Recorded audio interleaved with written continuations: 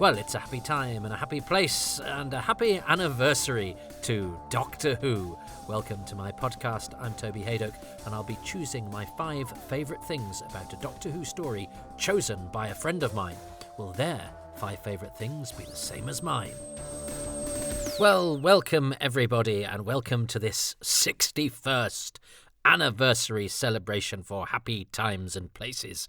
I think it's always worth trying to do something a little bit different and a little bit extra special for the anniversary, but I spent quite a long time last year putting together a commentary and a series of favourite things from illustrious Who folk about the very first episode of Doctor Who, An Unearthly Child, because it was the 60th and it felt like I had to do something with a bit of heft to it, and in fact it had so much heft it went on for about 6 hours. 6 hours for the 60th, not bad.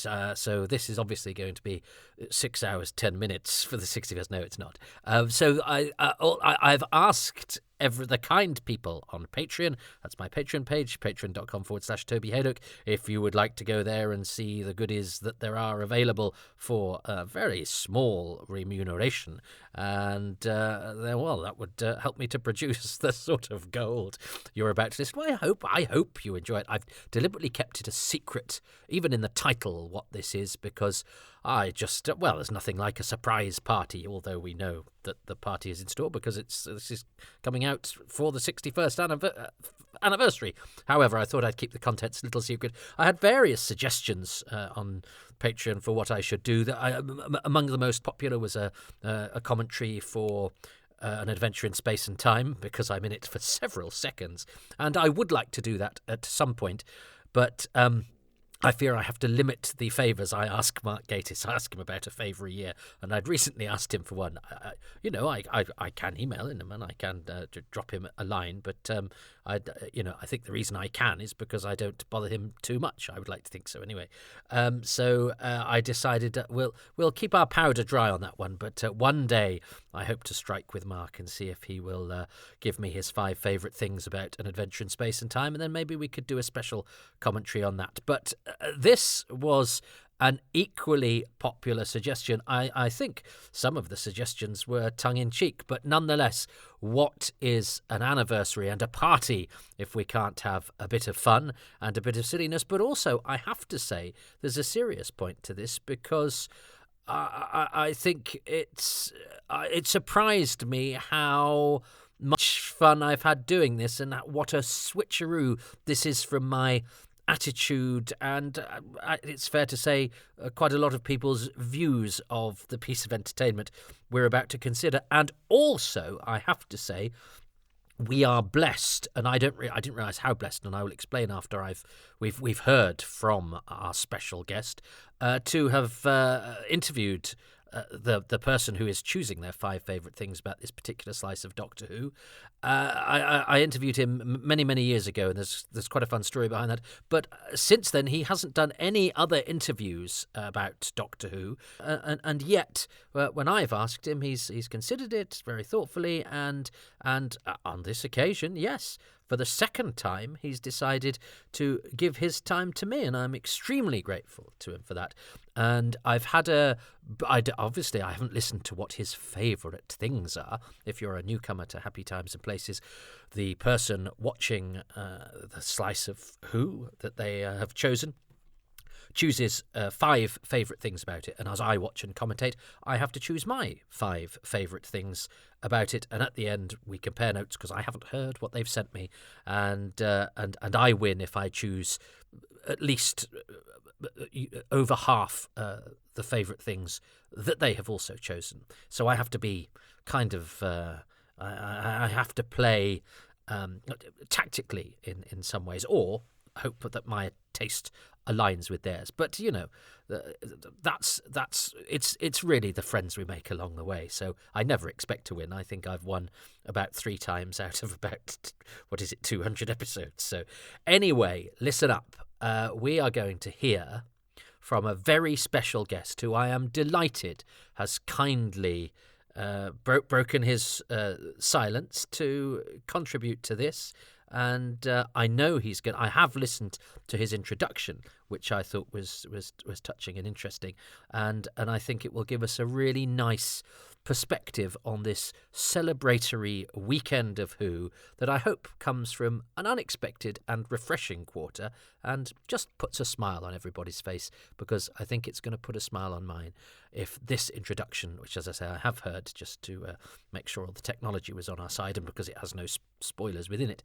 So without further ado, let us speak to or hear from the special guest who is going to join us for the particular slice of Doctor Who that we will be enjoying during this edition of Happy Times and Places.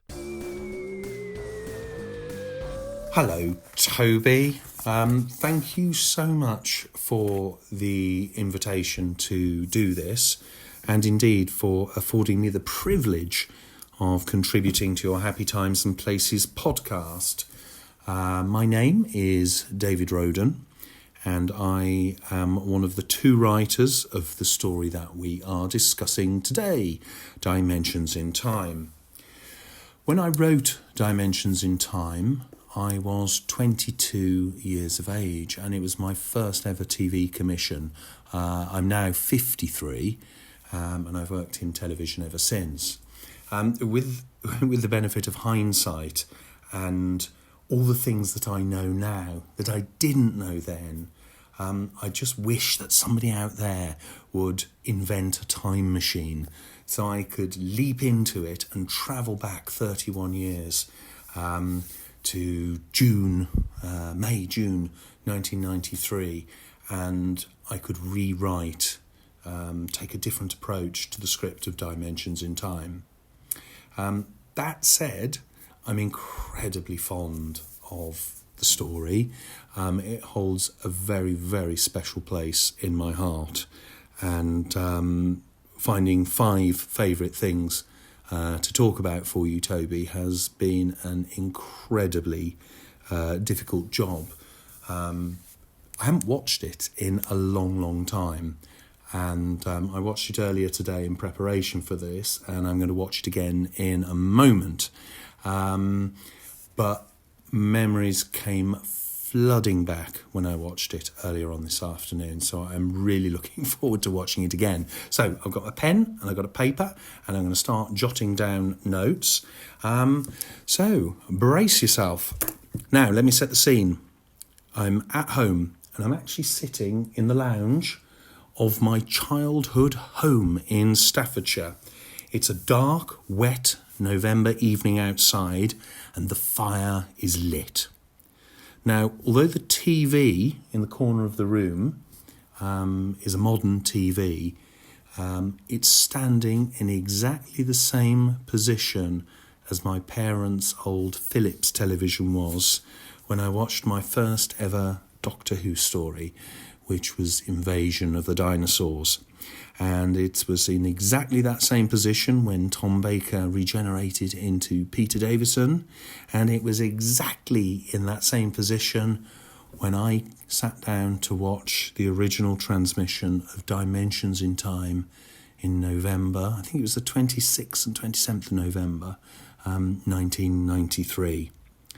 So, I'm sitting here again, 31 years later, and I'm going to watch it again, and I'm going to write down 5 positives, and your job, Toby, as if you haven't done this before, your job, Toby, is to guess what my 5 favourite things about this show are.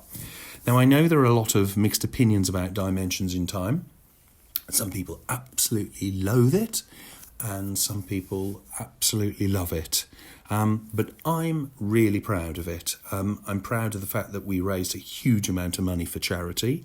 I'm proud of the fact that we got huge ratings, 13 odd million viewers for it. Plus, we also got the front cover of the Radio Times. And I think, and you'll correct me if I'm wrong, Toby, it was the first one that Doctor Who had had in years. Now, on reflection, I think it's probably arguable that the storyline is a little hard to follow, but it's not unique in the sprawling history of Doctor Who, of being a tad tricky to unpick. So, Toby, I want you to sit back and I want you to let yourself be transported back 31 years.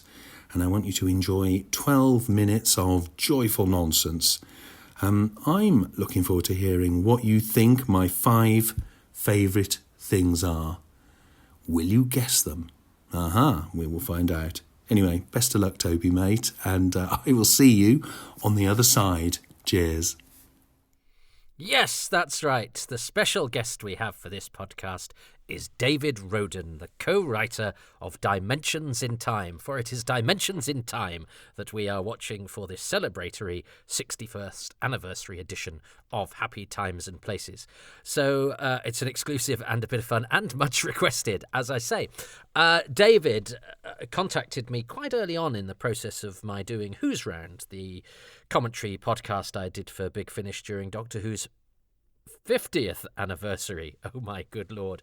And he contacted me via Facebook, and I was so busy with on 2 fronts. I was trying to find Vord. I was trying to get sort of obscure 60s people because I knew time was of the essence with some of the potentially older contributors, and if somebody made themselves available to me, I sort of put it on the back burner slightly because I was like, oh well, they've come to me, they're fine. But that meant, and this is my bad, that it took some while sometimes to do anything other than say, oh cool, thanks, be in touch. But that's also because during that podcast series, I was travelling around the country, A, doing stand-up, and B, trying to hide away from the divorce I was going through. So I was spinning a lot of plates and juggling a lot of fish, and as ever with me, mixing a lot of metaphors, metaphorically and in actuality.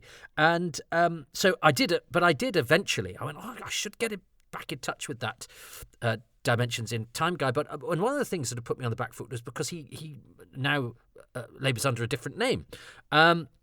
And I'd sort of thought, wasn't he just a sort of fan guy? And it means he's probably, big in fan circles, which I've never really been, and told his story many times. And it was only when I sort of had a sniff around and went, oh no, he's not done an interview. And I was a bit more settled down, and I got in touch with him. And as it turned out, and I think I just settled really back in Manchester, and by one of those wonderful coincidences which happen all the time in the world of Doctor Who, but also seem to really aid doing Who's Round, this podcast where I was travelling around the country and trying to fit it in between other things, or trying to get in touch with somebody that happened to be known by somebody else. And on this occasion, David happened to be working on Coronation Street, which my partner was in then and is still in now, and so therefore based not far from where I had just kind of moved in,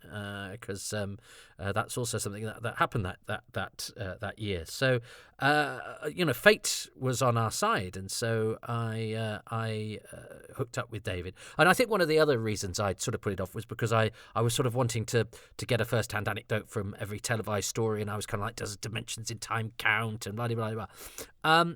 And I wasn't sure if there was much to say about it, because we've all sort of got we've heard a couple of the stories. John Nathan Turner sort of, didn't he say that Noel Edmonds didn't particularly want to do it, or John Pertwee said that, I think, and it had to be cut down, and we can spot the fans in it who've loaned their costumes, and we know it was done for free, and I think we kind of thought we knew all there was to know because it's such a short running time, and it ended up being 4. Was it 4 hours? It was certainly 4 bottles of Pinot Grigio, and one of the most fun interviews I've done. And when we stopped recording, we carried on talking, and I just loved David's energy, positivity.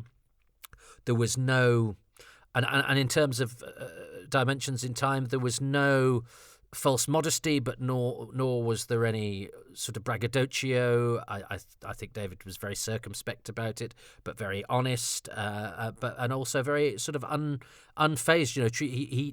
He knows what his experience of it are, and he knows how some people respond to the story, and he's fine with that. And he's also a really gifted and experienced television pro who's done loads and loads of other stuff.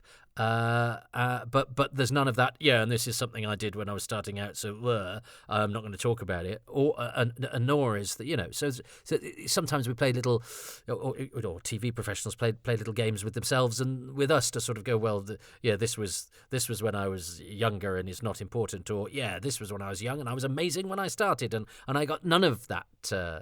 Sort of run around from David, really. I just got sort of honesty and enjoyment, and which I just thought it was a really fun afternoon, and I'm so glad that when we finally hooked up, it was actually the right time so to do, and I've kept in touch with David. He's actually employed me a few times, God bless him. But as far as I'm aware, he has never done an interview about Doctor Who. So, and even if he has, it doesn't matter. He's never done this before, which is Happy Times and Places, and he's never chosen his 5 favourite things from Dimensions in Time. But he's going to do that. He has already done that. But I will only listen to those things once I have watched the story, which I'm going to watch all the way through. It is available online on that place. The best I can find is one that runs it all the way through.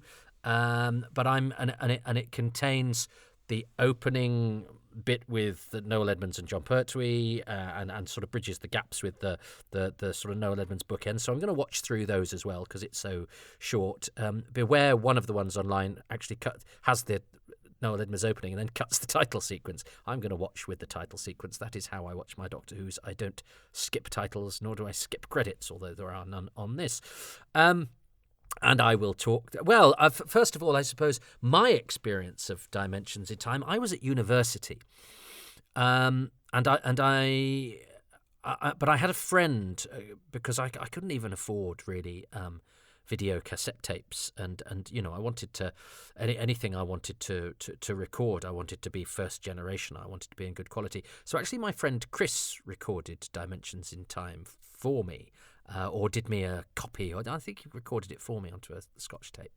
And I can't remember if I watched it actually go out live. I think I did, but I knew that I would be able to assess it properly when I had it properly in my archive on a VHS tape, because of course I was in a house share with lots of students, and unfortunately it was a time when you couldn't rely on your mates not to sit quietly and watch Doctor Who with you. They would largely take the mickey, and I'd kind of got an inkling of what to expect about Dimensions in Time, in that it wasn't a straightforward Doctor Who episode. It was Doctor Who meets EastEnders, and it was for children in need. And my housemates were people who laughed at the robots of death and the caves of Androzani, so I didn't really need them needling me about something that wasn't designed to actually be an episode of Doctor Who. Well, although it was, I mean, they play the Doctor Who part of it very straight, don't they, in this? But and whether it's canon or not is up to you. I have to say, I treat it in a universe all of its own. It's a charity special, which is takes the ingredients and the people of Doctor Who and mixes them with another popular program, and it exists for charity. But I won't be trying to slot it into the Doctor Who the Whoniverse's timeline in order to rationalise it with everything. In fact, you can't even slot it into the EastEnders timeline. Because of what happened when certain characters died and left, etc., etc. However, with all that in mind, because we know it's not real anyway, let us go back to November 1993, here from November 2024. My good Lord. In fact, I've just, I think of myself as having been at university relatively recently, and in fact, I in the past sort of 2 years, I bumped into someone in the park I wouldn't say I lived with her, because she was the girlfriend of my flatmate, but she was in our house all the time, and we were all at parties together, so I knew her pretty well, and she was also the housemate of another very good friend of mine. So I knew this lady very, very well indeed, and was delighted to bump into her in the park and discover that she lives not far from me. And we would, and she's a bit younger than me, a couple of years younger than me, and we would walk our dogs. And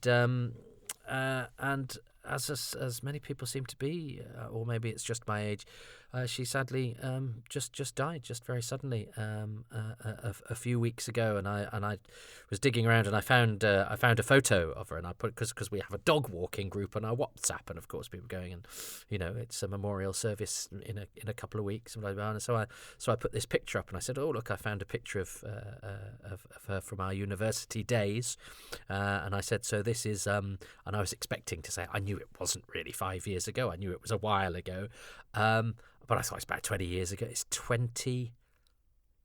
31 years ago. Good Lord. Well, of course it is, because The Children in Need special is Doctor Who's 30th anniversary special, and now we're on the 61st, so it's 31 years ago. Wow. That I've obviously we didn't see each other for, gosh, probably 27 years, yeah. So, but goodness me, time. Doctor Who tells us this. Time is cruel, and I find that quite extraordinary that so much time has passed between my university days and now, because part of me feels like I'm just making my way in the world, and that those lads I shared that flat with, who I'm also in a WhatsApp group with, but some of them I haven't seen for 3 decades nearly. That is absolute. But I still think of them as mates. I'm still in touch with them, which is what modern technology can do to us, which, of course, I wouldn't have had at this time, which is why I had a mate recording it on VHS, because I couldn't just stream it afterwards.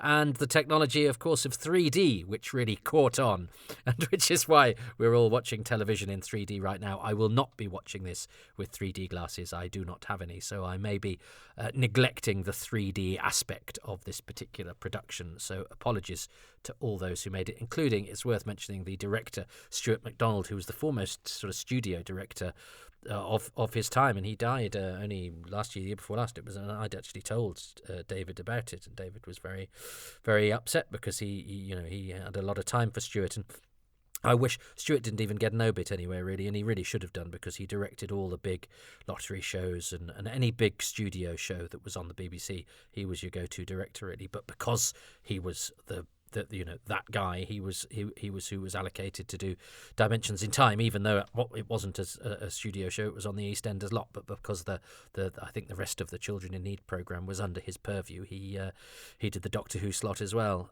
So a nod to Stuart MacDonald, who will probably only be a footnote in Doctor Who's history, but he was an important contributor to television, of a particular kind of television that wasn't really.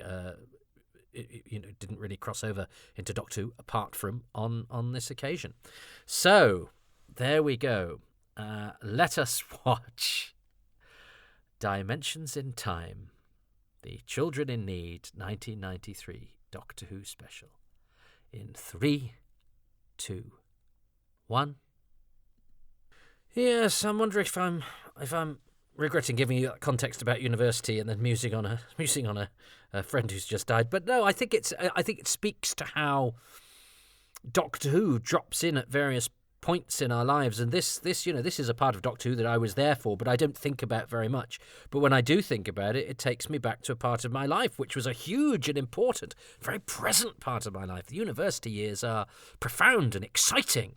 And Doctor Who still played a part in my life. I had a trunk full of VHSs. I watched my videos. VHSs probably took up more space in my small student bedroom than clothes did. I made sure I had all my Doctor Who stuff with me.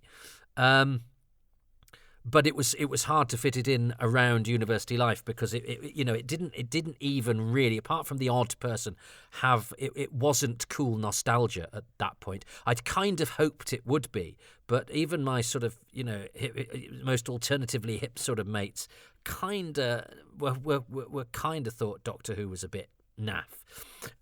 It's a particular look at Noel Edmonds' shirt, and Noel Edmonds was massive, and this program, this sort of weird variety show with naff jokes and celebrity cameos and Mr. Blobby, and yet it was a staple of Saturday night entertainment.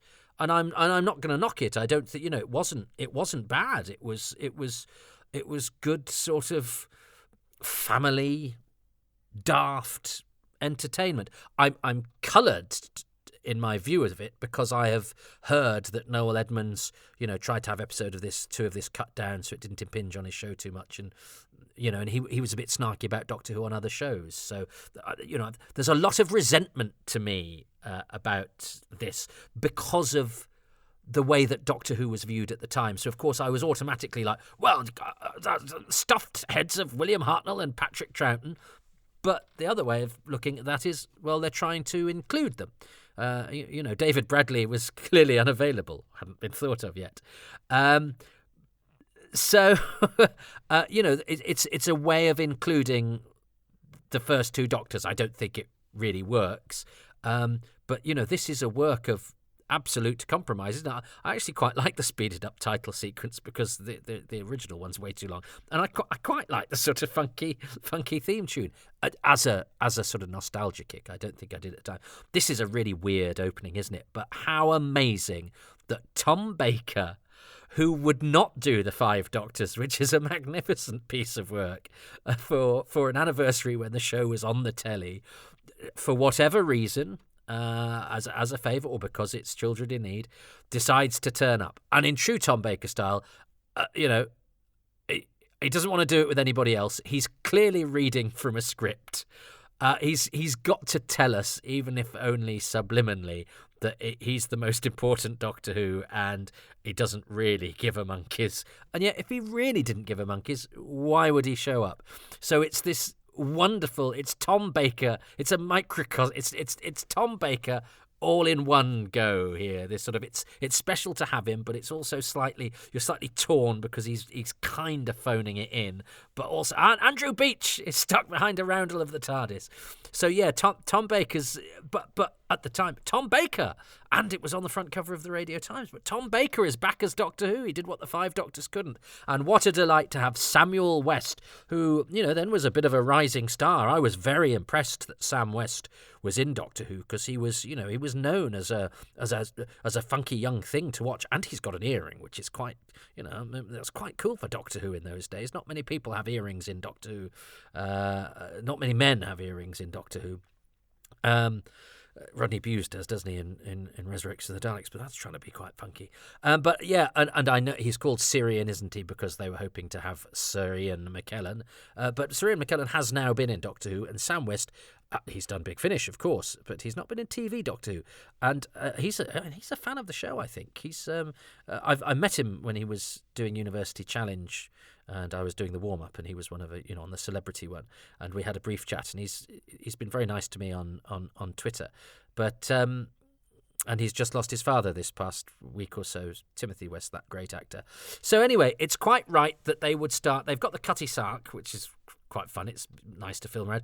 It's quite right that they start with Sylvester and Sophie because they are the incumbent Doctor and companion, and then.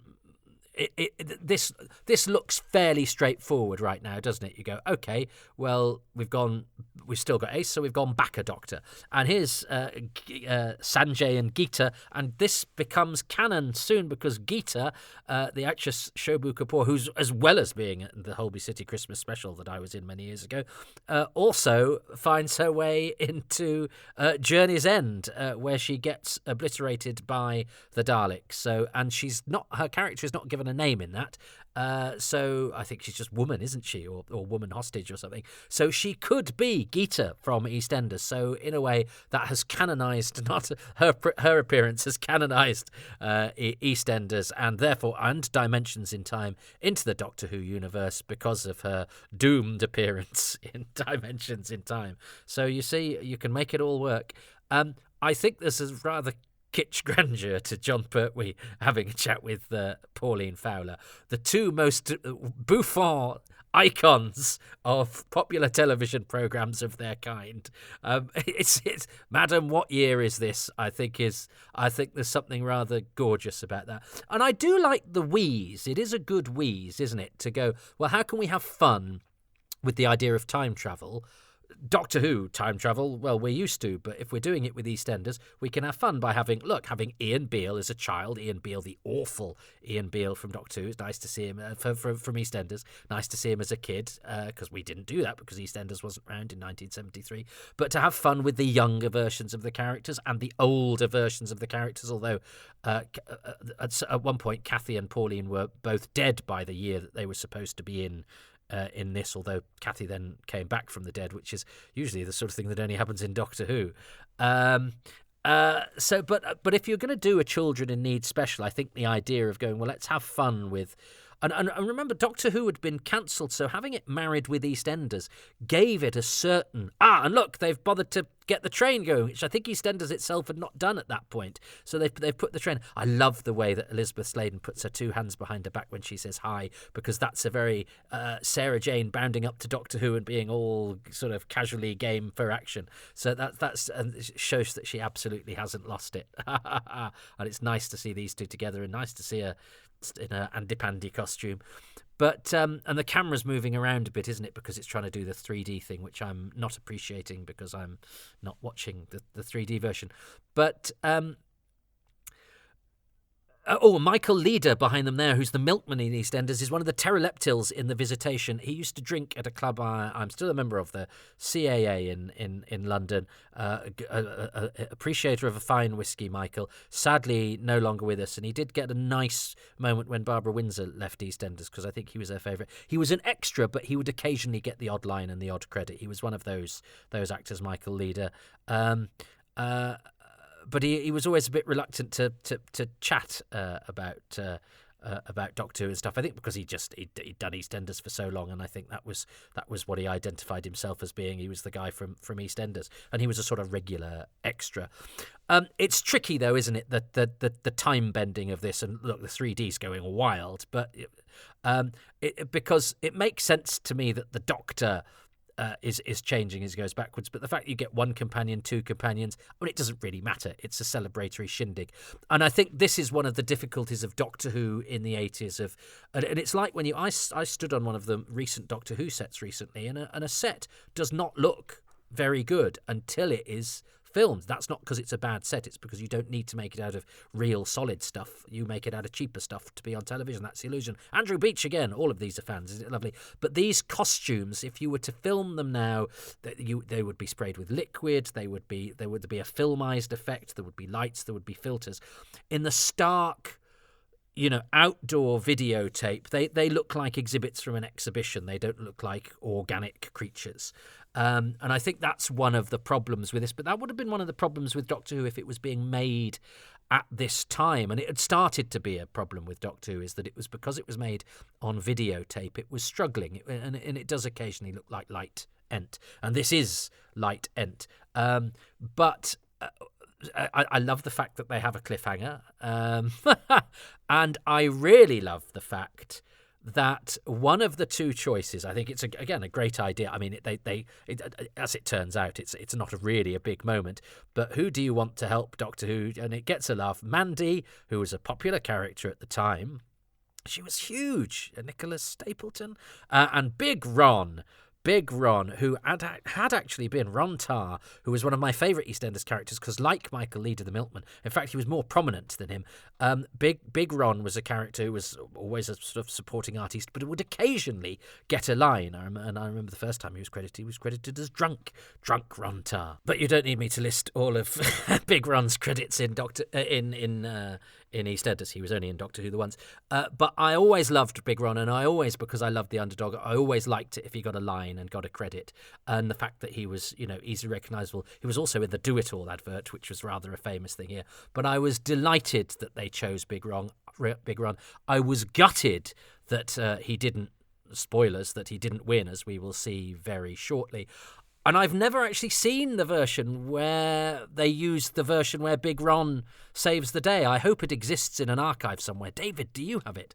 I would be very keen to see the Big Ron version of Dimensions in Time. And I remember at the time with this thinking that Noel Edmonds was taking the mickey out of Doctor Who. But actually he's not. He's taking the mickey out of the fact that they've got those big 3D glasses. And actually, if you think about it, Doctor Who... being on the front cover of the Radio Times, Doctor Who being at the forefront of fledgling 3D TV technology and being chosen as important enough to be part of Children in Need, even if it's not what we as fans would have wanted. I wanted a proper Doctor Who story. I wanted a big, funky episode of Doctor Who where all my friends would walk in, see it and go, we were wrong, Toby, you've been right all this time, isn't Doctor Who marvellous? And anything that wasn't that was going to irk me. So I think I always sort of slightly dismissed this because I wanted Doctor Who to be taken terribly seriously. And in fact, a lot of the people you see most angry now are people who are young or my age, as I was when this was, who want Doctor Who to be taken seriously and think everything about Doctor Who is serious and everyone that doesn't agree with them is wrong and the reason that they're unhappy and they're furious about it. And I was exactly the same. Now I realise that the whole point of Doctor Who, or one of the joys of Doctor Who, is that it's fun to watch. A bit like comedy, where comedy is a very serious business right now. Actually, if you take it too seriously, you forget the prime directive of comedy, which is to have fun with it. With Doctor Who, it should be entertaining and it should be jolly and it shouldn't be serious and exclusive. Now, yes, I think this takes the frippery quite far, and it didn't help to rehabilitate Doctor Who in the public consciousness. So I mean, and that for the thing that they did the phone in about. I mean, it's one line, and the girl with her, she was called Rachel Hugh, I think, and she was a character that never quite went anywhere. I can't remember anything. Anyway, she didn't even get a line, but that was it. And good, I love the way that is an old stager. Kate O'Mara she gets shot at, and she sort of throws the gun away, heaves the gun away, gives an expression as if to say, I'm still acting this bit, and then goes and hides in the pub. That is a proper old pro of the old school, doing the sort of acting that actors used to have to do, and that you would do now in a sort of Garth Marenghi type spoof of Doctor Who. But look, one reason to have this as canon is so that the Brigadier and the Sixth Doctor meet, and that is canon. Yes, please. I was so thrilled that they made sure that the Brigadier met Colin Baker, because obviously that had been something that probably would have happened if Colin Baker had had his wish and carried on longer than he did, and I'm so glad that they made that happen.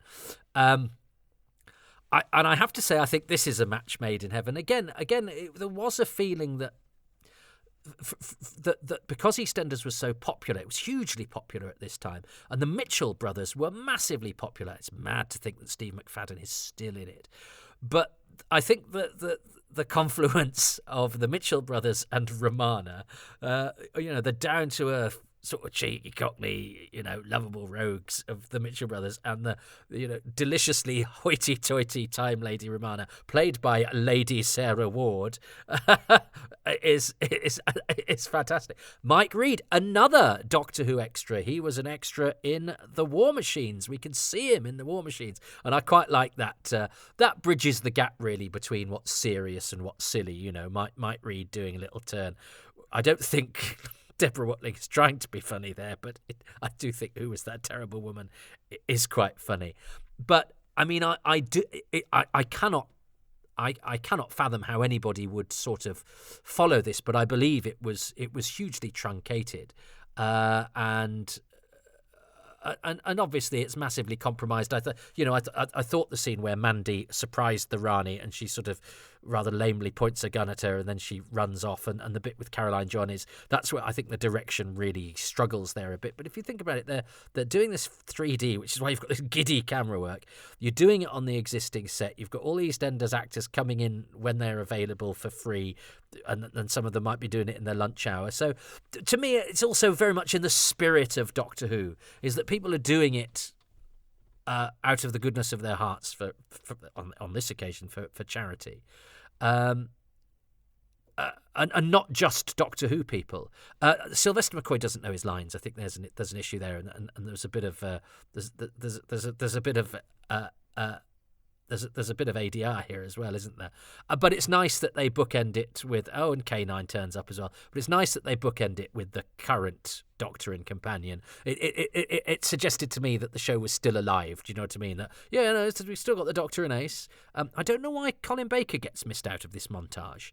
But again, this was this was sewn together by a lot of goodwill. So I think it's hard to be.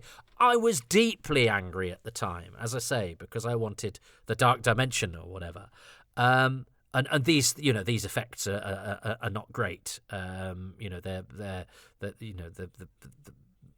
There's certainly no improvement on what had been on the show when it was last on, and in fact, we're probably a backward step. But it's because this was done on a wing and a prayer and no money, and there's something to be said about. And so there it is. There's something to be said about that. That isn't that in people sort of say what the message of Doctor Who is and what the spirit of it is.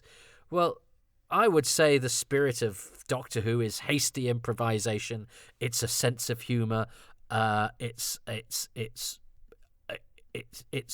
getting together to do the right thing, and I think Children in Need is a very good cause, and I know there's a lot of cynicism now about charity athons and charity events, and I can sort of understand our need to examine stuff closely, but I also miss the time where we just we didn't see the need to go yes, but what about this or the the CEOs of charities get paid this money. Well, of course the CEOs of charities get paid money. I think it's bizarre to think that people who work for a charity wouldn't get paid for it now. The point is that their work should generate more work, much more for the charity than their wage does. And I think there's an argument that CEOs are perhaps paid a little bit too much. But this idea that it's a gotcha that a CEO of a charity gets paid is ridiculous. You're giving money to the charity to go to the good causes, but the charity has to be operational. And whilst I'm sure everyone involved in Dimensions in Time gave their time for free, somebody has to organise that. You can't. There are only so many people who are available, and if somebody's working full time for a charity, they have to be paid for that. So I think some of our our cynicism about charitable events now, which I didn't seem to think there was, back in the day. It's always worth keeping an eye on such things, but I just think now that the cynicism is our default, and there's always a reason to go, well. And whenever somebody does something nice, there's always, yeah, but they said this in 2010, or, yeah, but they did this, or, he shared a platform with that. And it's like, God, everybody is so keen to throw brickbats around, and which is what this podcast is all about, really, is to try and just go, should we just concentrate on the nice things? It's not to deny that there are bad things out there, but we so often hear about them. I think we sometimes lose sight of the small beautiful things that life is all about, and the fact that there is more that unites us than divides us, and all. I think sometimes if we're so keen to call out the bad that we forget that if we actually power the good, that's more likely to create the world that we want than if we keep drilling down on the bad or looking for the bad. And I certainly think in this day and age, everybody's so keen to call out to call out shortcomings. But anyway, I'm not going to call out shortcomings because I am going to choose my 5 favourite things about Dimensions in Time, which I've watched a couple of times in preparation for this. And it's not something I sort of ought to go back to very often. And I thought I was so pleasantly surprised because, as I say, there was a time in my life when I was really angry about it, and I didn't want to think about it. Not because of anything it had particularly done on the night. I think I was angry about it beforehand because it was like Doctor Who's coming back, and it's a silly EastEnders crossover, and I was in no mood to sort of enjoy the lightness that Doctor Who brings with it, and the fact that Doctor Who, when it's at its most successful, exists as a popular culture icon in a family environment, and that's exactly what this is. As I say, I am aware this did nothing to help the so desperately needed for me relaunch of Doctor Who into the public psyche as a serious program that everybody should like, but I think it was so tainted. It needed the time that it had, and even though the movie got loads of viewers in the UK, it still wasn't enough to start it up again, and maybe it had to languish in the backwaters and have the occasional little flicker. And actually, I think it's quite fun that instead of this being a false dawn, it is it is its own thing. It is this own strange, moment when Doctor Who and another really popular long-running program did a charity mashup. It hasn't spoilt Doctor Who. It hasn't shortened Doctor Who's lifespan. It exists, and there is much within it to enjoy. Now that we know that Doctor Who survives, as I say, I didn't know that at the time, and I was deeply cross. So, and, John Nathan Turner was sort of persona non grata as well at this time. I read all the tabloidy Doctor Who publications, and I was fully on board with all of that. And it was only sort of when he died and Doctor Who magazine did a brilliant tribute issue to him that I thought, oh, have I got this wrong? And I went back over and realised that actually the Doctor Who of the 80s, for me, has as many hits and misses as previous periods. I got cross with Doctor Who in the 80s because it was live, because I was watching it. It was what Doctor Who was in the present, and because I was worried about Doctor Who being axed. So I was in a desperate state of worry about the show, and anything that I thought was vaguely wrong with it was its death knell, or would have my mates take the piss out of me or whatever. And all that is consigned to history because, as we established at the beginning of this, it was all a very long time ago. So, my 5 favourite things about Dimensions in Time. Well, it's got to be the 6th Doctor meeting the Brigadier. That to me was important. That to me is a gap I wanted filling. I love Colin Baker. He was the first Doctor I ever met. I love Nicholas Courtney. I think the Brigadier is one of Doctor Who's great characters. I was so excited when he came back in Mordred Undead because I'd been too young to watch him when he was on the telly, but he came with a certain amount of kudos, and of course I had seen him in the 3 Doctors because that had been repeated, before Mordred Undead. So I was really excited that they were, plundering from the past. I didn't realise quite how carried away they'd get. And Nicholas Courtney is, one of the most loved characters. The Brigadier and Nicholas Courtney are 2 of Doctor Who's most loved people in both the fictional and the real worlds. So and most loyal too. And has always been I've always thought the Brigadier had a touch of class about him as well. He was so to have him reunited with the Doctor in his 6th incarnation, so that he could tick that incarnation off. So therefore he'd acted opposite all of them on telly, although Nicholas Courtney was Brett Vine for William Hartnell because the Brigadier hadn't been invented yet. But that's still a pretty damn good record, I would say. So hurrah for... And of course he meets him in the 5 Doctors, but so do lots of other people. So that's kind of... Yeah, but I'm talking about... But yeah, he has an achievement over and above those who were just in the 5 Doctors, I think, because he was seeded throughout the eras of those different Doctors. So that was an important development for me, and I'm glad that they went to trouble of making that happen. And a helicopter. Helicopters are really expensive, so well done. So the Brigadier and the 6th Doctor, and we'll add in brackets, in a helicopter. I love the fact that one of the choices was Big Ron. I love Big Ron. He, to me, is everything that the profession is about, somebody who's not celebrated, but you kind of know him and you kind of love him. And the fact that he would occasionally, I felt happy for him every time he got a line and a credit, because to me that's a bit of an acknowledgement. And I know what it's like as an actor to be, you do a lot of hanging around, you do a lot of being ignored, especially if you're not the star. So I always like it when there's somebody who's not the star, and indeed in Big Ron's case, not even a credited performer, but more than an extra. They have those regulars in EastEnders who are sort of special walk-ons, aren't they? Really, but it's a pretty thankless task. But you're needed, and you're needed to be a pro and do what you do when you're asked to do it. And Big Ron has plenty of credited work elsewhere. I mean, another gigantically important contribution of his is in the Comic Strip Presents 5 Go Mad endorsed or whatever it is, when he, blah blah blah, secret weapons, blah blah blah, all of that wonderful. Him and Nosha Powell, isn't it?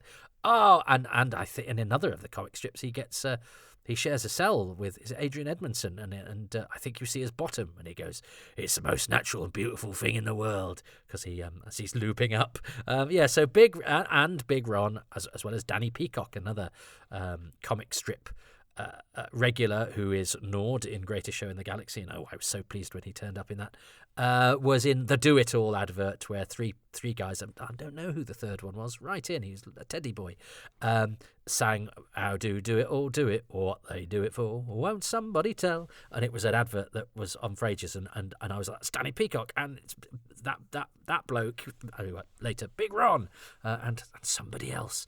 Big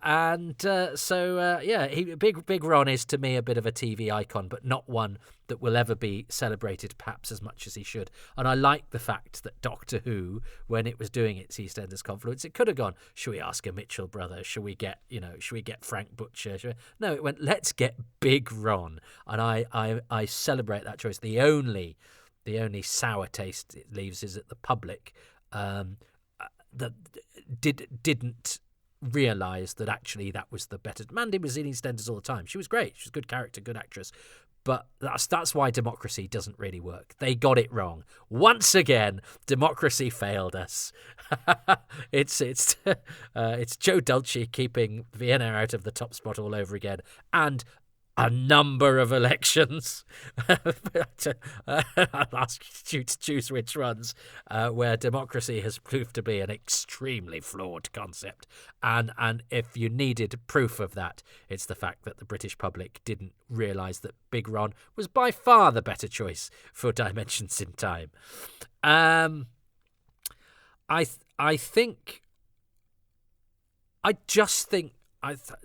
Will David choose something as it's weird because it's the thing that sort of annoyed me at the time, but I think the idea of mashing Doctor Who up with EastEnders and seeing EastEnders in different time periods, so it's not just, it's taking one of the virtues of Doctor Who's format, which is time travel, and putting it in a show which can't do time travel. And in those days, soaps didn't do montages and flashbacks or bits to music. Soaps were shot in a particular, very unfunky way. In fact, I know of a Doctor Who director who was directing EastEnders who decided they wanted to start his episode with the sun coming up and different lights and windows turning on, and they went, no, we don't do any of that.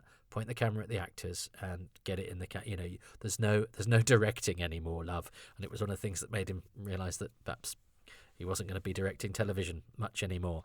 And so soaps were shot in a particularly straightforward way. So the Doctor Who is always about incongruity and dissonance, and sort of having Doctor Who on the EastEnders set. I wish it could have been shot in a way where the videotape was a bit more forgiving of, say, the monsters, and where the staging of it could be a bit less, because some of the staging of multi-camera 80s telly, if you're doing anything more than soaps, looks a bit pony, and a lot of that does. But this was also done, in record time, and couldn't be helped. But I think, it's not this individual production's fault really, but I add that as mitigated circumstances. But if it could have just looked a little bit better, the incongruity of seeing a Cyberman on Albert Square and seeing those, I quite like the shot of the Dragonfire dragon in the window, of seeing those monsters on but Fifi and the little bitey thing from Dragonfire, they need a bit of moisture. They really need to be shot on film, probably. They need some sympathetic lighting. But nonetheless, I like the incongruity. I like the time travel aspect of EastEnders, the fun that you can have by going, here's EastEnders in the 70s, here's EastEnders in the present day. It's a shame there's not a bit more of that, really, because it is quite fun seeing the younger and older Pauline Fowler, even though actually that's not canon, because she never made it to that old, I don't think. But yes, I think if you're going to do a charity special and you're going to mash up EastEnders and Doctor Who, I think the idea, if you're going to do a charity special, mashing up EastEnders and Doctor Who is a great idea, and having it travel, having us see EastEnders in the future and before we had started watching it. I thought is a great idea to do that sort of thing. I don't think it's realised as well as it might have been because of the constraints of the time and the fact that they have to tell this story, a story that fits in all of the Doctors, as many companions as you can get, and as many EastEnders characters as you can get in 15 minutes. I mean, it's a miracle it makes any sense at all. So, I'm gonna give them a pass on that one. And the fact that they can therefore have the fun that they have with it whilst also trying to tell this story, I think is great. So with the asterisk saying, if only they could have done more of it, I think EastEnders / time travelling in EastEnders / Doctor Who monsters in EastEnders is that more than one thing? No, it's all part of the same thing. It's the fact that it's Doctor Who and EastEnders, but those are some of the advantages of it. The fact that it has the time travel element, the fact that you have Cybermen walking down Albert Square. I think I probably have to give, because I know there are some people that love Doctor Who when it's camp and silly. I've never seen Doctor Who as camp and silly. I've always seen Doctor Who as a desperately serious thing. And I think that's sad for me, because I think I should allow myself to revel in camp and silly. So I have some great friends who, enjoy what they see Doctor Who as being sort of campy fun, whereas I'm going, it is a terribly serious programme about serious things, and it undermines its brilliance to say it's camp and fun. If you like Doctor Who in a particular way, you are welcome to like Doctor Who in that way, and people like me need to get over themselves. But I have to say that there is a certain kitsch grandeur, shall we say, to John Pertwee saying to Wendy Richard, another TV icon, "Madam, what year is this?" And the two of them, who could almost be, they could almost be parallel universe Doctors. It's almost, if Doctor Who went into a parallel universe where the Doctor had always been a woman, you could almost have Wendy Richard as the sort of anti-Pertwee. It is a sort of Black Mirror version, isn't it, of John Pertwee as Pauline Fowler there with the big white hair, because she's quite stroppy and dismissive and condescending. But there's something about only John Pertwee could get away with saying the line, "Madam, what year is this?" And he's absolutely committing to it. He's not sending it up. He's not doing a Mike Reed and doing a comedy performance. He's taking it absolutely deadly seriously. And good on him for that. So I'm going to give it to John Pertwee saying, "Madam, what year is this?" Now, for my last thing, I'm not going to give it to Tom Baker. At the time, it was big news that Tom Baker was there. And I love Tom Baker. Tom Baker was my Doctor when I was growing up. But even though he's taking part, he has to do that thing where he's slightly set apart from the other Doctors. And he's obviously reading his lines. And he's obviously just doing what he wants to do. So it's nice to have him there. But that's not enough, Tom Baker. I love you. You're brilliant. But you have to try. And I'm not saying it's not a good thing that he gave his time for free to do the thing for charity. But if I'm going to award his presence with being one of my choices, I feel he needs to be doing just giving it a bit more. Sorry.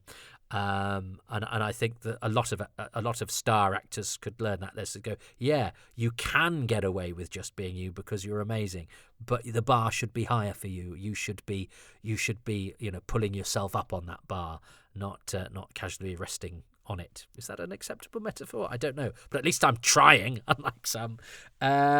I almost chose, the first time I watched it, I wanted to choose the way that Elizabeth Sladen puts her hands behind her back when she greets John Pertwee, because it's just so Sarah Jane. I love Elizabeth Sladen. I love Sarah Jane. That is essence of Sarah Jane distilled into one movement, and she's so good with her body and her expressions and her zestful game attitude that exists throughout that performance of Elizabeth Sladen. I thought it's a bit much just to give it for a hand gesture, but I did want to mention that because I love it so. And I really like Sam West, who I think is a good bloke from what I gather, and he's an excellent actor. I mean, he's Siegfried in All Creatures Great and Small, which is lovely because you've sort of got a meeting now of the two dimensions in time now acts as a confluence of the two All Creatures Great and Small universes, because of course Peter Davison was Tristram in the BBC version. So, Sam West, I would like. I think Kate O'Mara absolutely commits. I mean, Kate O'Mara is the sort of person that was sort of made to exist in the 80s and / early 90s. She's definitely of a particular time and a particular performance style. And if you, as I say, if you want to see how that manifests in its truest form, the bit where she sort of throws the gun away that's been shot and does a sort of and then heaves her way out whilst pulling her face. That is a trooper having to cover a bit of flabby business and giving it her all, whilst also not throwing herself about too much. It's very, it's quite sort of performed and stagey, but so. Good that Kate O'Mara is giving it her all, but but that does contribute to the sort of the camp vibe, doesn't it? That many love this, but I'm as I say, I'm drawn to the more the grittier. So I'm going to choose one. Am I going to choose one of the grittier elements of Dimensions in Time to fit with my own personal taste? And the fact, I suppose, the fifth thing I could choose is the cause. Because I do think that's important, and I think the fact that Doctor Who was chosen to, spearhead something that is something, and I think actually it's worth pointing out we've just had Children in Need again, and it felt less of a thing that everybody had their eyes on, partially because of the cynicism, and I get that, but partially because we don't watch television in the same way anymore. There are no events where everybody gathers round, and I think we're the poorer for it. I think we need cultural sort of lodestones, gathering points, where we all have a common identity because we've all got an opinion, whether it's for or against something. But now that our landscape is so, our cultural landscape, even our news landscape, but particularly, let's talk about culture, and yes, popular culture, the television drama, even soap, popular culture is culture, it's arts, different forms, and yes, not all of it has to be highfalutin, but we are consumers of story and of culture and of creativity, because they take us out of our everyday life. That's one important aspect of storytelling, is that it transports us away from the present and our woes and our fears and our moods and our anxieties, and sometimes provides the answers for them, or sometimes provides comfort for them, or sometimes just provide a willing, joyful distraction for them. But what they also are is things that we have in common. And I think less and less these days do we have anything in common, because we can curate our own viewing experiences. And I do think we're the poorer for that, because, again, there is more that unites us than divides us, but it's harder to unite us if we don't have common cultural references. If the young people are all watching this and older people are all watching that, if there's not something that everybody's watching, we're somehow fractured from each other, and I think that's a shame. And I don't think that's helping with the increasingly sort of divided and schismed sort of points of view and attitudes and conduct that we have, the cultural conversations that we have, and that's a shame. Now, I think it's inevitable for people of my age to think things not being like they were 30-odd years ago is also part of the natural order of things, just the same as it is that, friends of mine will be dying because they do, and time moves on, and change is important because change tells us that no matter how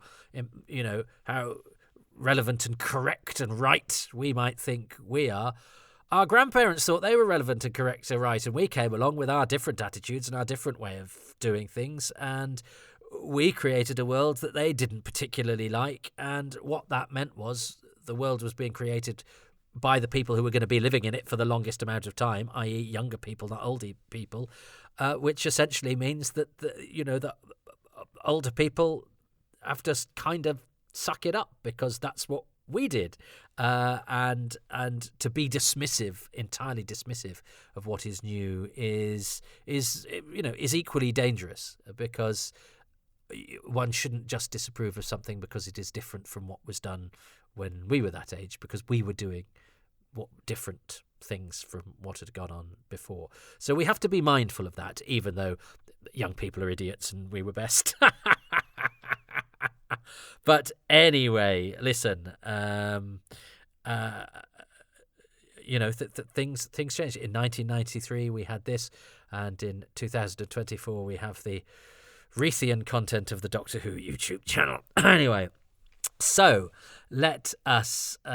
So do I choose children in? Do I choose the fact that it was chosen for a charity thing, and that seems to me to be a reflection of what Doctor Who does? It's something that Doctor Who is. What's so great about Doctor Who is that it is kind of something everybody knows, even if they don't like it. I think its presence is comforting, it's recognisable, and the fact that it's of the many hundreds and thousands of television shows that have been made in this country, this daft one about someone travelling through space and time in a police box and fighting monsters has so many things: a long scarf, a police box, the Daleks, that kind of people know what they are, and yet it's from that most sort of culty of genres, sci-fi, and yet it's managed to be something that can be placed alongside a soap opera that is hugely popular, that goes into everybody's homes, and hold its own and go, well, yeah, we're in the same bracket as you, mate.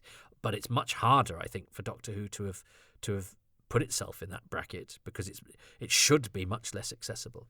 So I was going to choose Romana and the Mitchell Brothers, because I do love the fact that it's Romana and the Mitchell Brothers, and I do think there's a lovely contrast between the two, and Doctor Who, as I say, does contrast so brilliantly. Kid in a gas mask, Romana and the Mitchell Brothers. It's kind of the same thing, but I'm going to choose the fact that it was children in need, because I think that's important.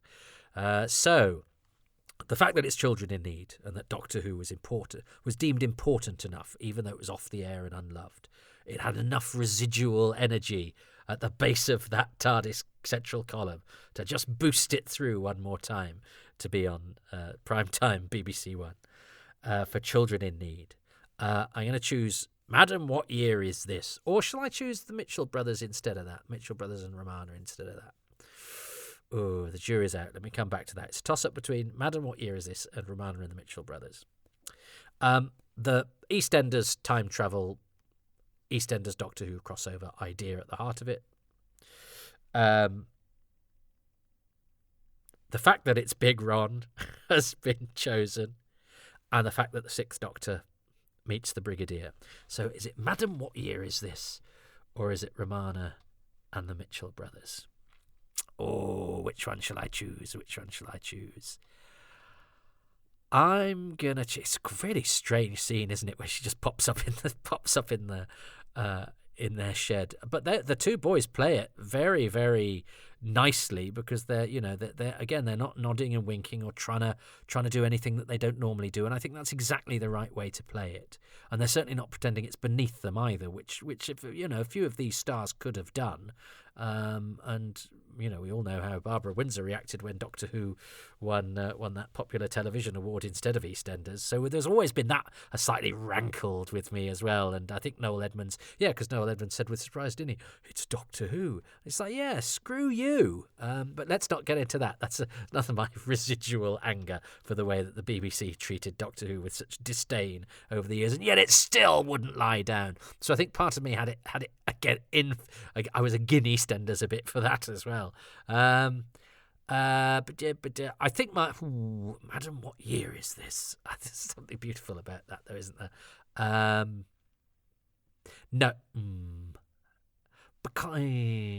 No, I'm going to go for I do like the dynamic of Romana and the Mitchell Brothers. That seems to me to be a match, a Doctor Who dissonant match made in heaven. So that will be my That will be my one instead of Madam What Year is it? No. I'm going to go for Madam What Year Is This, because it's Doctor Who. It's John Pertwee talking to Pauline Fowler off of EastEnders, saying, Madam What Year Is This? With absolute conviction. Yeah, sorry, Romana and the Mitchell brothers, you just missed out, but I do love you so. Let's see what David has chosen. I've managed to do over an hour on this. Good Lord. And I know David's left some quite long observations, which is brilliant because we want to hear from him. So what has David Roden, writer of Dimensions in Time, chosen as his favourite things from Dimensions in Time?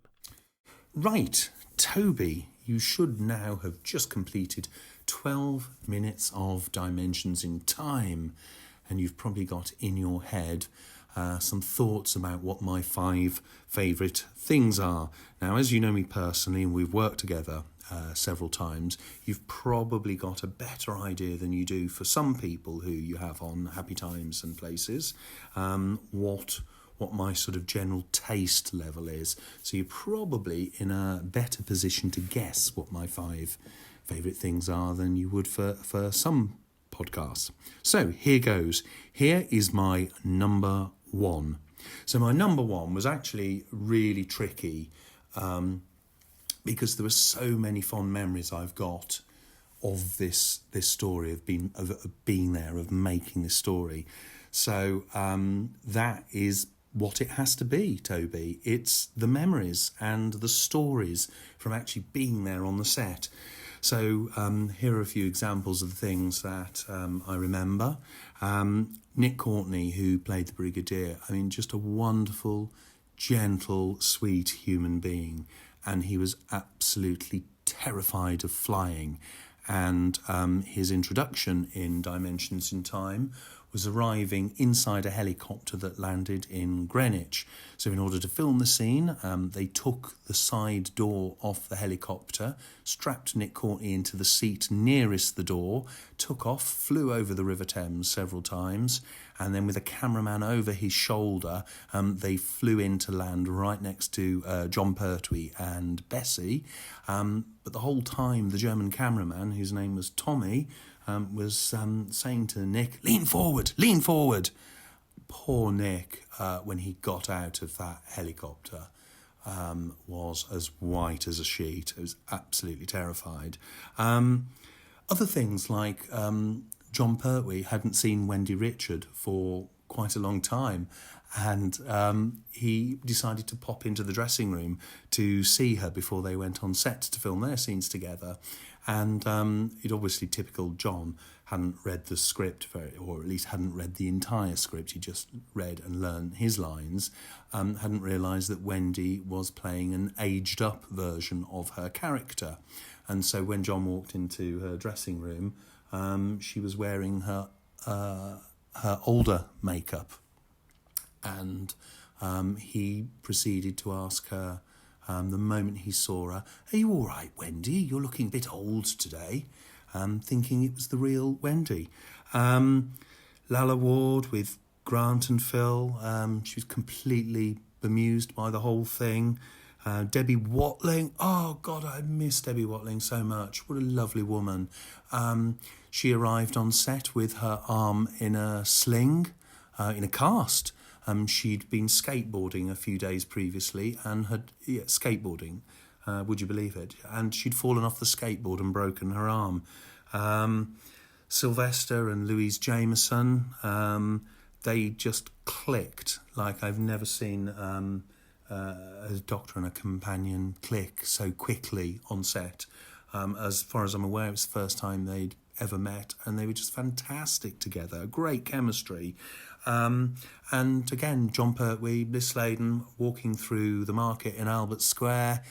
We did 13 takes of the scene where John and Liz walked down Bridge Street, all on Steadicam. And then somebody realised that in every single one of those takes, John had referred to Sarah Jane Smith's character as Liz. And so we had to reshoot the whole thing. So, I mean, just so many memories like that. And there are more. There are just so many more memories. So that's my number one favourite thing about this story. So that's a very long answer. It's 4.5 minutes of answer. I hope you've got time for this one, Toby. I got all the time in the world for you, David, and I could listen to those stories. And in fact, I did during that interview, and I don't know if I cut that one down. I must have done, because I think we probably got very... I cut a lot of the Who's Rounds down, largely to spare my blushes for stuttery questions or mixed metaphors, which have always seemed to follow me. They've plagued me like a herd of fridges. There we go. But I'm tempted to... I've been re-releasing some of the Who's Rounds on my Patreon page. With some of the cuts reinserted, because there was a period when I tried to keep them down to half an hour and lost some really good stuff, but also to tell some of the stories around those or to revisit them or whatever. And I'm tempted to go back to David's, but one of the reasons for doing that was it's something that I could release really quickly, and you know, because I try and get 3 things out per week. But of course I can't release it quickly because I have to listen to it and I have to edit it down. So it was something I thought would be a time saver, and of course isn't. However, I'm tempted to dust down David's one to see if I did cut it down, because we did talk a lot.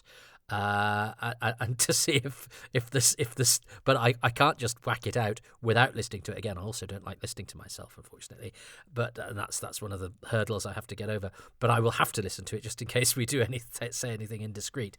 But I'm tempted to revisit it and pop it out, because David's stories are so good, and what I hadn't realised, I think, when I spoke to David, when I interviewed him, of course, was that yes, he'd written this thing, but he's also he's a proper TV pro. But this was his first job, and he was surrounded. John Nathan Turner had given him an opportunity to write for his childhood heroes and to hang around with them, and he was there on a TV set, and obviously, like any diligent fan, recording in that memory, putting it in the old mental storehouse, all of these stories of what is now a part of the rich landscape of Doctor Who's history, and we lap this stuff up. These are important memories. Any more stories we've got? What have we got there? We've got Debbie Watling ice skating, Nicholas Courtney being afraid of flying, John Pertwee putting his foot in it with Wendy Richard, and I love the fact that 2 of those stories were surrounded by concerned moments that I'd chosen as my top things.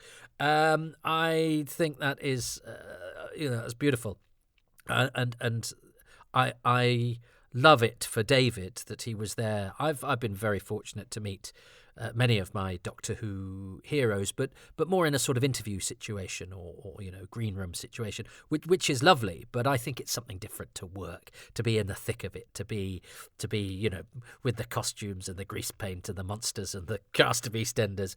That's the stuff. So I love that for David, and it couldn't happen to a nicer fellow that he has his own memories, not just of working on Doctor Who, and although it wasn't sort of TV canon Doctor Who, or it is canon if you want it to be, but it was a sort of as an adjunct or a special or whatever. But it doesn't matter, because it was the people at the BBC, when the BBC was making programs, how it used to make programs, and as in house and all of this sort of stuff, and with all of those great people coming in, being pros, doing a turn, telling stories. Getting things done, and all to be in the thick of that, and to be there, mooching about with them and doing the job with them, and that's just magical, and that's part of what Doctor Who is, isn't it? And this is its own special magic for David, which makes it so hard to be, cynical about whatever, reputation it might have amongst fans, or how it was received at the time, or whether we think that Doctor Who should be doing stuff that isn't entirely serious, or all that sort of thing. It's the fact that it touches us, and the fact that David has gone on to, he's worked on all sorts of television shows, and really good quality stuff, and the fact that Doctor Who was part of his journey, and a really important sort of almost his gateway into the industry that he's been working in for the past 30 years, is just another testament to its power to touch, but also to inspire, but also to put a great big smile on the face of the child within every single one of us. So it was never going to be my choice, was it? David's Memories, but it doesn't matter. It's a very loose format. It's just its own sort of gateway to stories and remembrances and joy, really, and that's what I want this to be. So let's see what David's second choice of things. I should have come up with something better than things, shouldn't I? I should have said segments or... anyway, it doesn't matter. It's things. Things, in inverted commas, things. His second thing is... So, Toby, my second favourite thing about Dimensions in Time, again, is partly a sort of an emotional reaction to how I felt at the time and things that surrounded my experience. So it's probably slightly unfair of me to expect you to guess this one, but it is Tom Baker. Probably a slightly obvious answer, I guess. I grew up with Tom Baker on the telly. I was 4 years old when Tom started as the Doctor. So to all intents and purposes, he was a childhood hero of mine. And when he walked into the studio to film his scenes for Dimensions in Time, that was an incredibly powerful and emotional moment for me, seeing my childhood hero there in the flesh. One of the interesting things about Tom filming his stuff was he'd been quite tricky about the monologue that he had and had kept rejecting various different drafts of it. And in the end, I was in Canterbury. For some reason, I can't remember now why I was in Canterbury, and J&T called me and said, we need a new version of Tom's monologue in the next hour. Can you do it, please? So I quickly wrote a new version of Tom's monologue, and barely any thought at all, just panicked and just went on gut instinct and sent it off to J&T. Didn't hear anything back at all. And the next thing I knew was that Tom walked into the studio, having completely rewritten the monologue and changed lots of it, and stood in front of us and went through, with me and John, went through what he wanted to do with the script. And at the very end of it, he said, and I want to turn to the camera right at the end of my speech, and I want just as I turn, I want a sound effect of a laser bolt dubbed on, and then as I turn, I reveal a great big bloody wound in the side of my head, and I die. And there was a moment's pause, and John said, "Okay, Tom, I'm not sure we can probably kill you off in this, but let's see what we can do." And they sent Tom off, and he had a bruise. John, for some bizarre reason, and I'll never know why, John insisted on having a question mark put inside this bruise that was put on the side of Tom's face. So if you look very closely at that moment where Tom turns at the very end of his monologue, slightly to favour the one side of his face towards the camera, there is on his cheek a sort of dark purple bruise. That was meant to be a bullet hole in the side of his face that would have killed his doctor off. But he was such a huge character. And the week after we shot Dimensions in Time, Tom invited J&T and myself out to the Ship in Wardour Street, and we went for drinks, and he was just incredibly kind to me. I know Tom has this reputation of being quite irascible, but actually pretty tough on writers.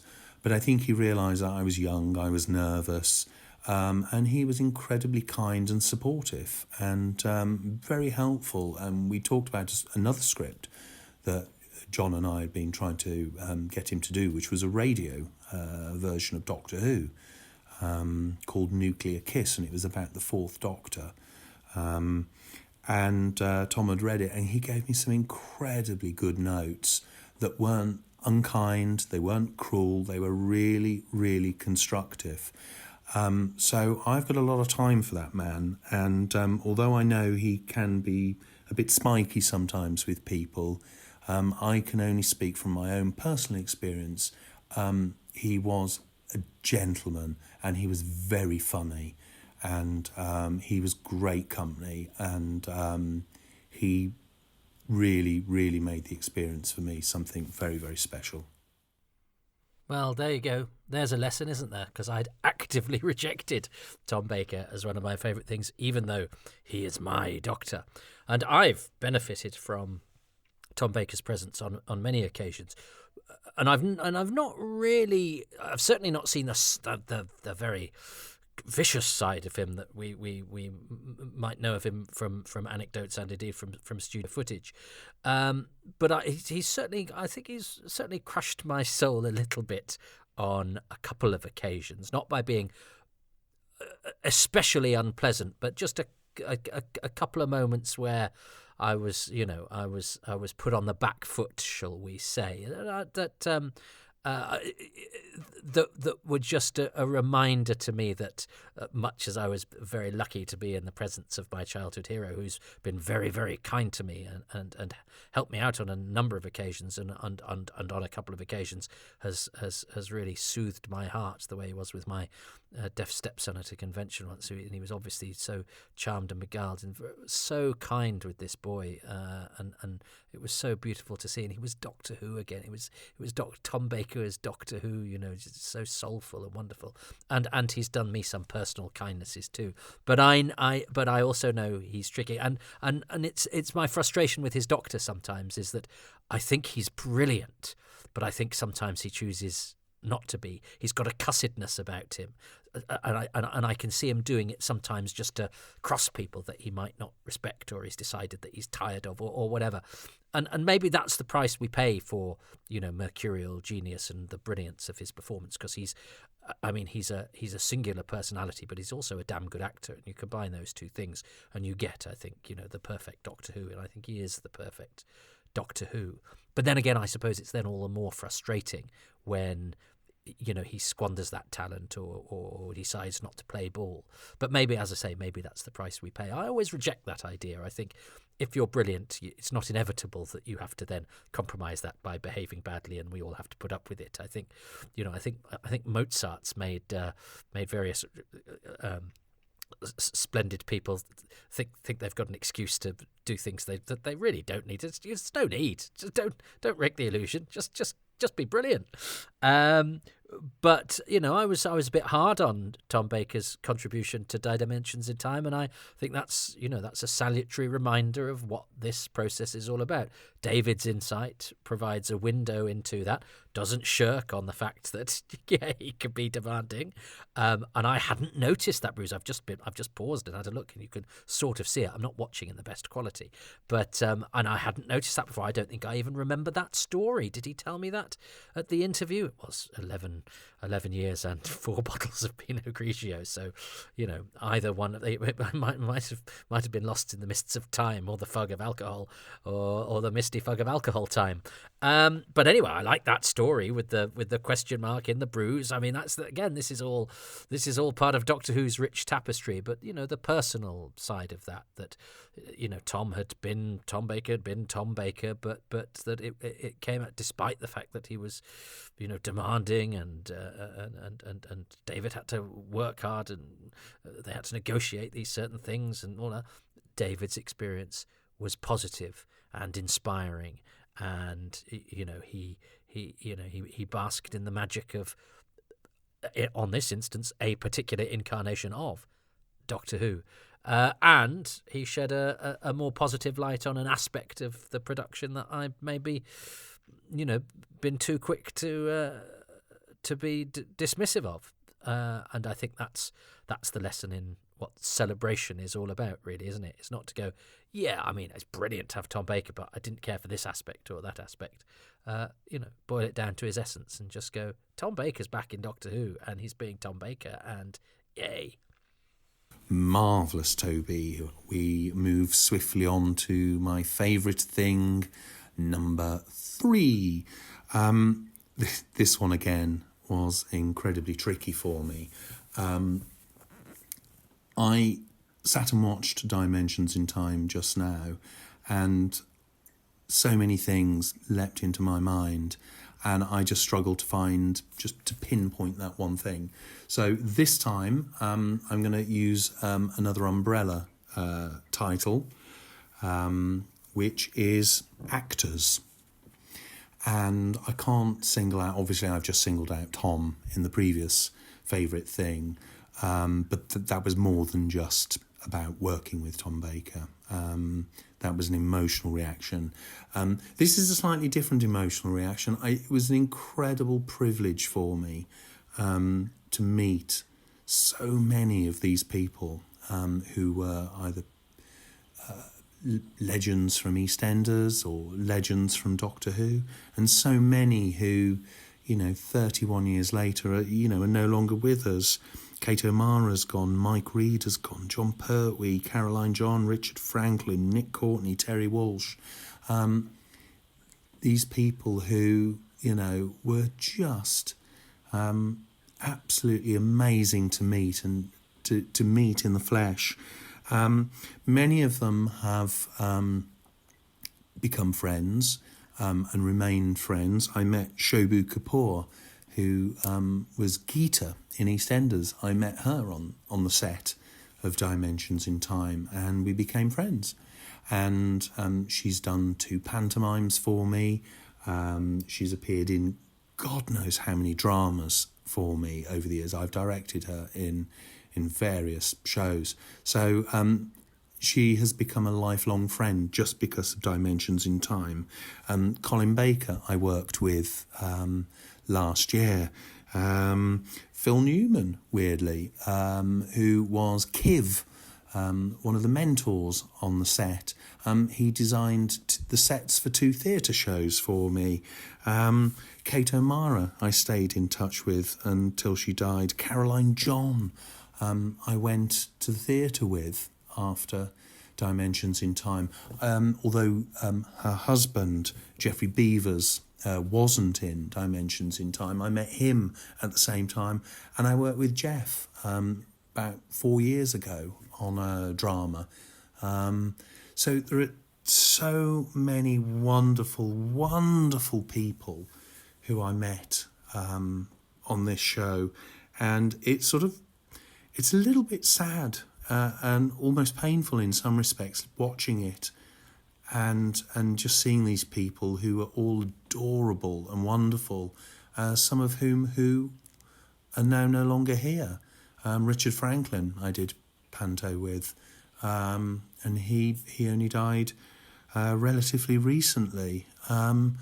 So that's my number 3, Toby, is just the vast range of not actors but stars, the stars in this show.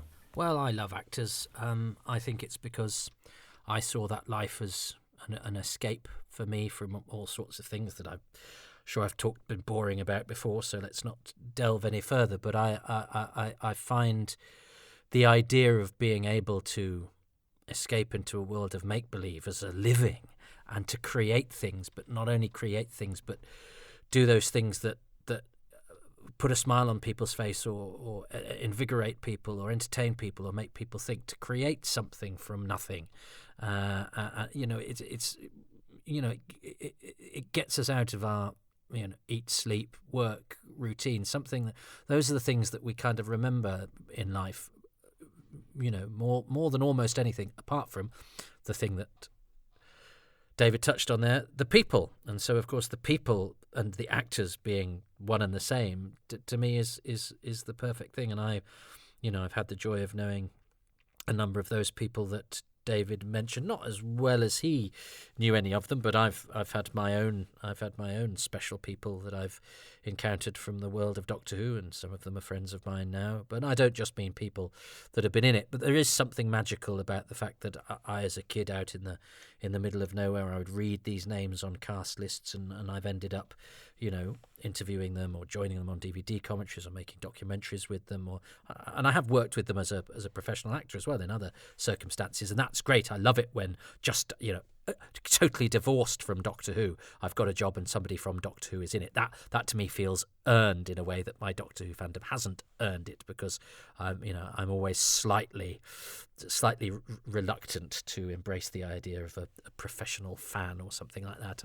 I do see this as a sort of hobby that's gone well, but I'm slightly self-loathing about that. But if I'm cast in a play with a Doctor Who actor, that is special. But I shouldn't be. I should get over myself in that regard, because I hope I've done some decent work, and I hope I've earned the I think the kindness and respect that has been accorded to me by some of my childhood heroes, who now sometimes phone me up and or help me out if I ask them to, or sometimes listen to things that I do and say nice things back. And so again, this is all part of the magic of Doctor Who. I have to pinch myself, and I know I'll look back on my life. I was thinking, I think I've been conscious of mortality, partially because of my friend, who, as I say, was younger than me, and who I've known, who I first knew, half my life ago, which doesn't seem that I couldn't have lived that long. That seems so wrong, and it seems so sad that she was such a sweet and chirpy and nice and decent and good person, and not a close friend or anything like that, but just someone lovely who it was nice to see, who I will not see again. And I feel that about my Doctor Who heroes, who we've been there when they've died. John Pertwee's death was announced on the news, and it was heartbreaking. Patrick Troughton's, and I'd never met him. I cried when Patrick Troughton died. But now, of course, I did a tweet some years ago where I think a few Doctor Who people had died in a row, and I said, "Oh, can we have no more obituaries for a bit, please?" And a friend of mine did sort of text me to say, "Well, if you will make friends with actors whose heyday was the 1960s, what do you expect?" And I have to say, my social circle was for a long time sort of older men largely who used to be in Doctor Who, and we'd go drinking, and I loved that. But it's a precarious hobby, if you like, because it's one that has a high mortality rate. And there've been evenings out that I've had where I'm the only one left alive, and certainly a few DVD commentaries where that's the case as well. But they live on. That's the thing. Doctor Who means that those people live on. I've just had great joy watching John Pertwee saying, "Madam, what year is this?" And that will always be there. And these things we will always go back to. Now, it's no consolation for the person who's dead. I don't believe in life after death or anything like that. But I love the fact that Doctor Who gives these people, to echo a phrase, immortality. And I love the fact that they're there to comfort us still long after they're gone, or to do things that, we can quote lines or moments or things that they've done that still plaster a smile on our face. And, the things that, the whole weeks of mine 30 years ago that I can't remember anything about, that probably had lots of great fun moments and connections and incidents to them, but they're gone. Whereas with Doctor Who, because it's all there and it's recorded and we watch them and revisit them and come over and over again, those people will always be with us, and they'll always be alive to us. And I think it behoves us too to be respectful and to enjoy and to celebrate the people who went before us, who have gone, and to be thankful to them, and to also acknowledge the fact. And they're only people, that's the other thing. I thought when you become an actor, it's just full of, stories and poetry and creativity. Largely actors sit around moaning about the fact that then they're either not acting enough, or what they're acting is very good, or the fact that actor's in the thing that they wanted to be, or that they're not getting paid enough, or that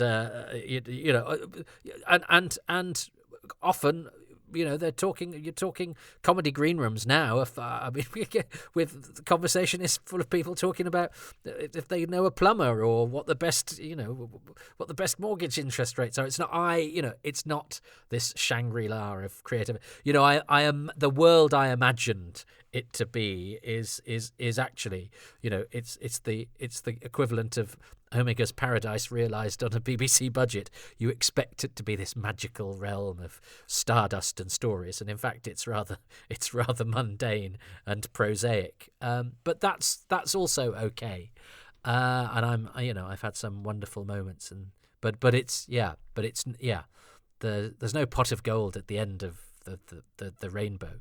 In fact, the rainbow is in a way, it's the reason it's that the magical thing about the rainbow is it's far away and you never quite catch up to it, and that's what makes it so very special. And I think there's something to be said for that as well. There's something to be said for all of that stuff that keeps us going is aspirational in a way, and that we should never quite be able to bag our dreams, because then where do you go? But yes, the actors. I do love the actors, and I love that connection that David had with all those people, and I've got my own versions of those, and I'm very lucky, and I'm sure everyone has a moment where they've had an encounter. Yeah, and we could all concentrate on the bad ones, go, well, I met that bloke and he was a twat, and you go, well, yeah, and often it may have been just because they had a bad day. I've heard terrible stories about people I know who are lovely because maybe they were approached on a bad day, or maybe the person telling the story approached them in a bad way, but the amount of experiences I've had where people have been, the overwhelming majority of encounters have been joyful. And in fact, the only things I haven't liked about them are the way I've tortured myself afterwards for how I said this, or I wish I hadn't said that, or why did I do that? But that's just life, isn't it? But I've been very lucky because, Doctor Who has been filled with wonderful actors, and actually, and this wasn't always the case, and I suspect this wasn't so much the case in 1993, but the pendulum swings, doesn't it? I mean, I know a lot of actors I met in the 90s who were like, oh, Doctor Who, yeah, don't really talk about that. Not regulars now, I'm talking about, who now go, yeah, I was back in Doctor Who in the old days, So, everything is ripe for reassessment, including, as we're discovering, our attitudes towards dimensions in time. What is David's fourth favourite thing? So, Toby, we move on to my favourite thing number 4. I had a long think about what I could pick for this. And again, it's another long, convoluted story, I'm afraid. But actually, I picked Kef McCulloch's music. And I think Kef McCulloch gets a lot of hate, and it's really unnecessary. I think he is a fantastic composer. I absolutely adore his score to Battlefield. I love his score to Remembrance of the Daleks. I think he is an amazing composer. And he was a terribly nice man as well when I met him. I only met him twice. I met him when we were doing I think it was the dub for Dimensions in Time. JNT took me along to see the music, and that was the first time I heard the music. And there's something really interesting when you follow the process of the making of a TV programme or a film, and then you get to the end and the sound has been mixed, and then comes the music, and they start layering on the music, and suddenly it just transforms this programme. And I remember sitting in a dubbing studio with, I think it was Andy Quested, who was the editor. I'm not sure, but my memory may be cheating. But I remember sitting in the dubbing studio in Television Centre and watching Dimensions in Time on a big screen in stereo sound for the first time. And oh my God, it blew me away. And Kef's music was absolutely key to that. The exciting sort of music at the end of episode 1, I just thought was fantastic. He's a very clever man. And after we'd done Dimensions in Time, I saw John Nathan Turner in his place in Saltdean in Brighton. And I said to him, do you think you can get me a copy of the music from Dimensions in Time? And John said, leave it with me. And about a month or two later, I was doing a charity show in Brighton for JNT at the Dome Theatre. It was called Friends of Dorothy, and it was for a local HIV and AIDS charity. And lots of people were giving their time for free. Many big names came down to do this show, and I was performing on stage with Mary Healy, who most of your listeners will know as the person who gets murdered at the beginning of episode 1 of The Happiness Patrol. And I also did a thing with Dursley McLinden as well. And after the show, I was backstage, and John came up and said, can I just introduce you to somebody? And it was Kev. And Kev said, oh, you're the writer. I've got a little surprise for you. And he passed I think it was a C60 cassette over to me. And I said, oh, what's this? And he said, it's the music you asked for. And he had created his own little soundtrack album for me and put it onto cassette. And I've still got that cassette to this day of the original music. Now, I know Kev doesn't have the original music for Dimensions in Time anymore. And I say recently, it was probably before the pandemic, I was chatting to Mark Ayres, and I said, oh, by the way, I think in my attic I've got this C60 cassette with the Dimensions in Time score on it. Would you like a copy? And Mark was thrilled, because obviously it doesn't exist anymore. So I sent Mark the C60 cassette. So Dimensions in Time score now exists because of Kev McCulloch very generously giving me a cassette at a charity event in Brighton. So yes, so that is my number 4. It is Kev McCulloch's music. Oh, that's lovely. And isn't that a lovely story about the music surviving, all because of Kev being kind to David? I didn't even mention the music, but that's a sign of good music, actually, is music that, only draws attention to it. So, well, doesn't really draw attention to itself, but augments the action. I know that Kev McCulloch has had some stick, and I think it's partially because he was so ubiquitous in that first season that he did, because by dint of him doing Paradise Towers at the last minute. So he does the first 3 stories of season 24. And Dominic Glynn, who I think is superb. I mean, I think Dominic Glynn's music is so good, but is helped by the fact that he is the sort of point of difference. I mean, yes, there is a lot of synth and there's a lot of rat-tat-tat, crish crash crosh, and it's pretty full on, the music. But I like incidental music in Doctor Who. It's one of the shows that can stand it. I don't really think about the incidental music in other television. I watch so much, particularly. I think science fiction can take incidental music, and in fact, some of my fondest memories of Doctor Who are often stirred by, and I've listened to Doctor Who incidental music for fun whilst walking around the park. Do you know what I mean? I remember listening to the score for Warriors of the Deep whilst walking the dog once, because I didn't fancy listening to anything else. I think I'd gone to find a track and found that track and then couldn't find the other thing I was looking for, but for some reason Warriors of the Deep was available to me on my phone. I went, yeah, go on then, I'll give that a go. But music is so evocative, isn't it?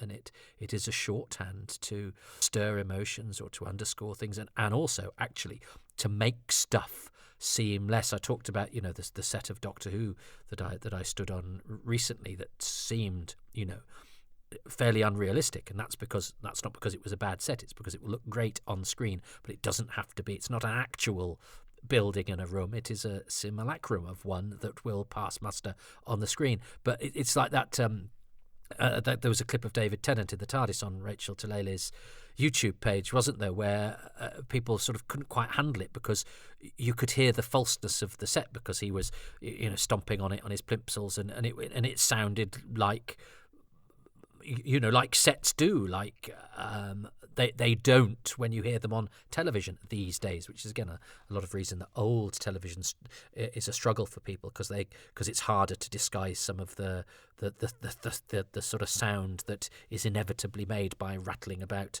a proscenium arch set or something that's made out of flats.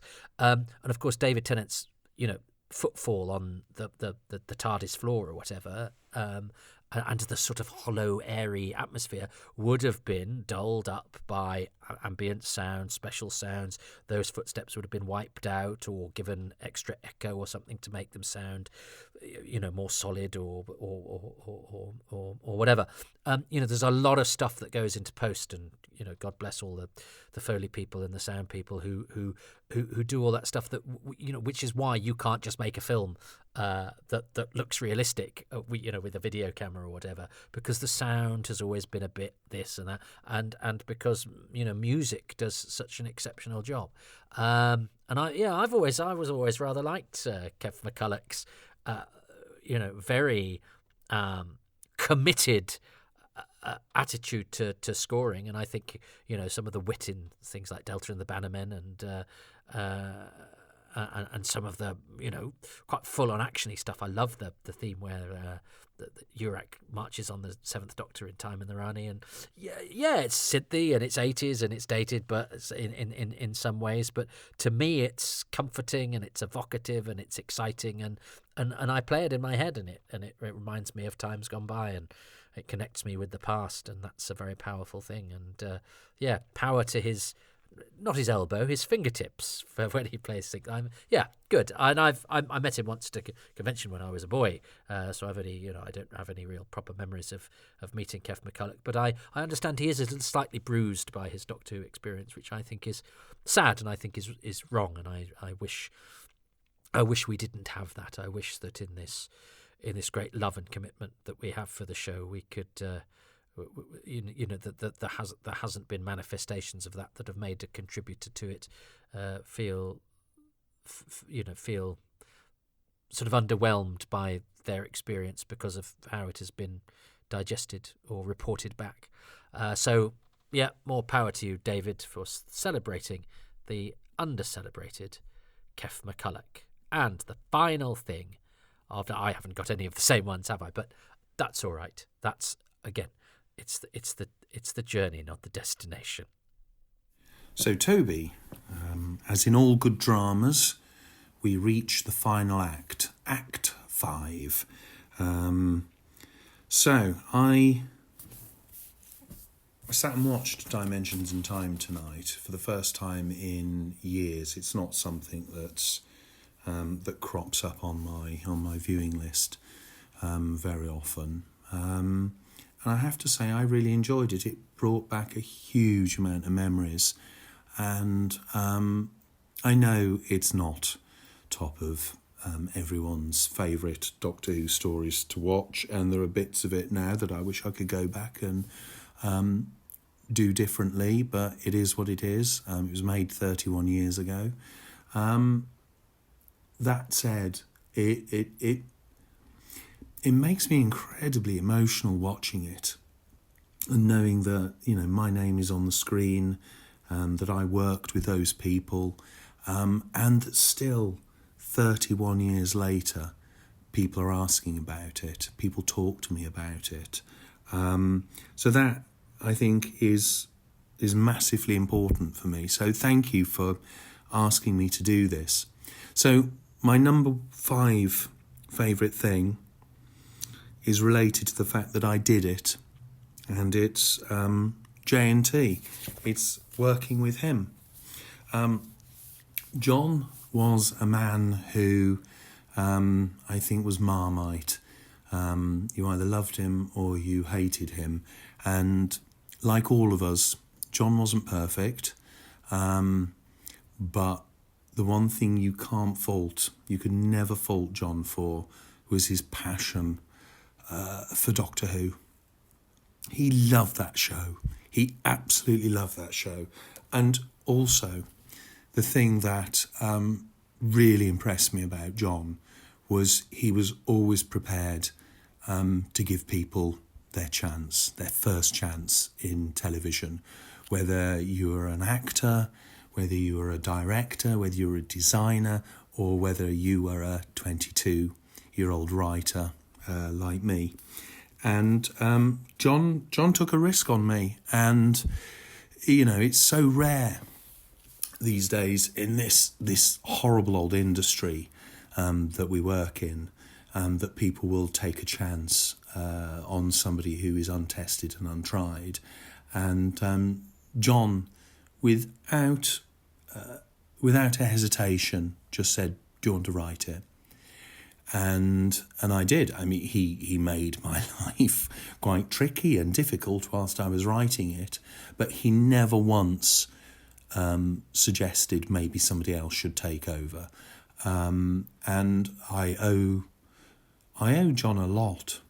I owe John my career, for starting my career. I owe John.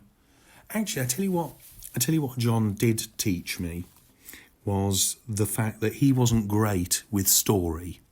He was brilliant with budgeting. He was brilliant with casting. He was brilliant with editing and knowing how to put a production together. But he wasn't so hot on the scripts, and he freely admitted it.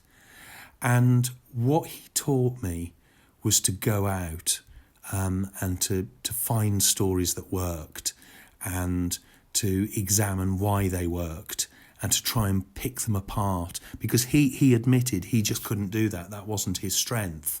But he encouraged me, and I know a lot of other first-time writers as well, to go out and to learn our craft. So for that, absolutely, my fifth and final favourite thing for Dimensions in Time, Toby, is working with JNT. Oh, thanks, David. I love that. Wasn't that great?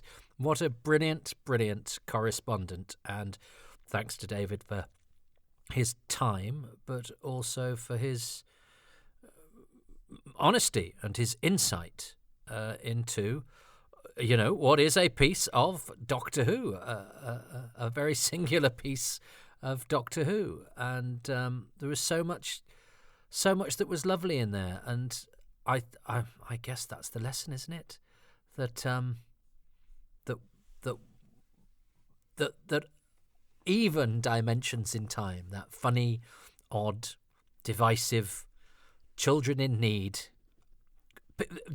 piece of disposable charity entertainment designed to be thrown out one night, and I think that's probably why we can't see it, isn't it? It was probably for one viewing only, and off you go. Is a source of great magic still for David, who I suspect has plenty to be. There's plenty of water under David's bridge. He's been in the business a very long time, and it's wonderful to hear that all those magical memories for him, because I think that's the thing that always takes me back to Doctor Who. And I'm a comic, and I know how easy it is to ruin a comedy night just by somebody not even heckling, but blocking. When you chat to a member of the audience, instead of talking to you, they sort of block you, or they just snide, and it's like I've seen magicians, do a thing that's dependent on a bit of goodwill from the audience. I remember once in Jongleurs Leeds, and this guy was doing a show, and it's a really drunk audience, and it relies on you giving a book out and saying, right, open a page and tell me what the third word down is on the third line or whatever, and whatever that word is, he's able to tell you what page it is, and you go, yeah, wow, amazing. Well, he handed it to one table, and they'd either not give him the correct word that they'd read, or they'd give him a word and he'd go, that's page 67. They'd go, no. And he'd go, well, yeah, but it is. But you can't persuade the rest of the audience of that because they've got the book, so you require their goodwill. And they probably had a whale of a time going, we've ruined it.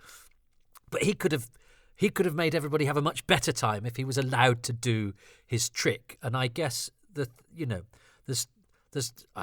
more than two sorts of people in the world, but there's two sorts of attitude that we can use to get us through life. And one of them is to allow the spell to be cast, is to allow the magic to happen, or it's to dismantle the magic and spoil the magic. Now, in a way, as Doctor Who fans, we look at the making of and we meet the people, and we know that we discover, as I did with Tom Baker, that our heroes might be flawed. But I've never got so close to the show and the people who make it that it stops being magical for me, and that's a conscious decision. We are willing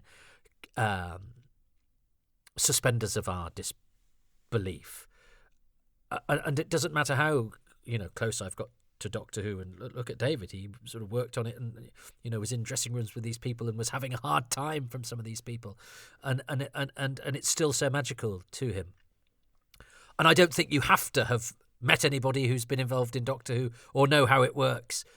In fact, I think it's easier probably if you haven't, for it to still be magical. And that's what I think is the beauty of the worldview of the Doctor Who fan, or actually the appreciator of anybody that can put themselves into something that involves storytelling or creativity. I love the creativity of other people. I love people who spend their time trying to make something that would otherwise not be made, and that there's no reason to be made apart from the fact that it might put a smile on somebody's face. And that might be one person, or that might be millions of people. I think we'd all like to make something that makes millions of people happy. But then again, I've just watched a documentary about boy bands, and it's not the way to happiness. And we have to remember that as well, that the people that make our show aren't necessarily having a whale of a time. And I think, I thought from my countryside home that's, that yeah, you walked on water when you were in the theatre. It's quite a mixed, yeah, I wouldn't advise you to. You'll short out the lights if your theatre is made of water. But you know what I mean, that it was that it would all be just terribly exciting and magical and dreamlike to be in. Actually, it's probably more magical to watch and be part of. But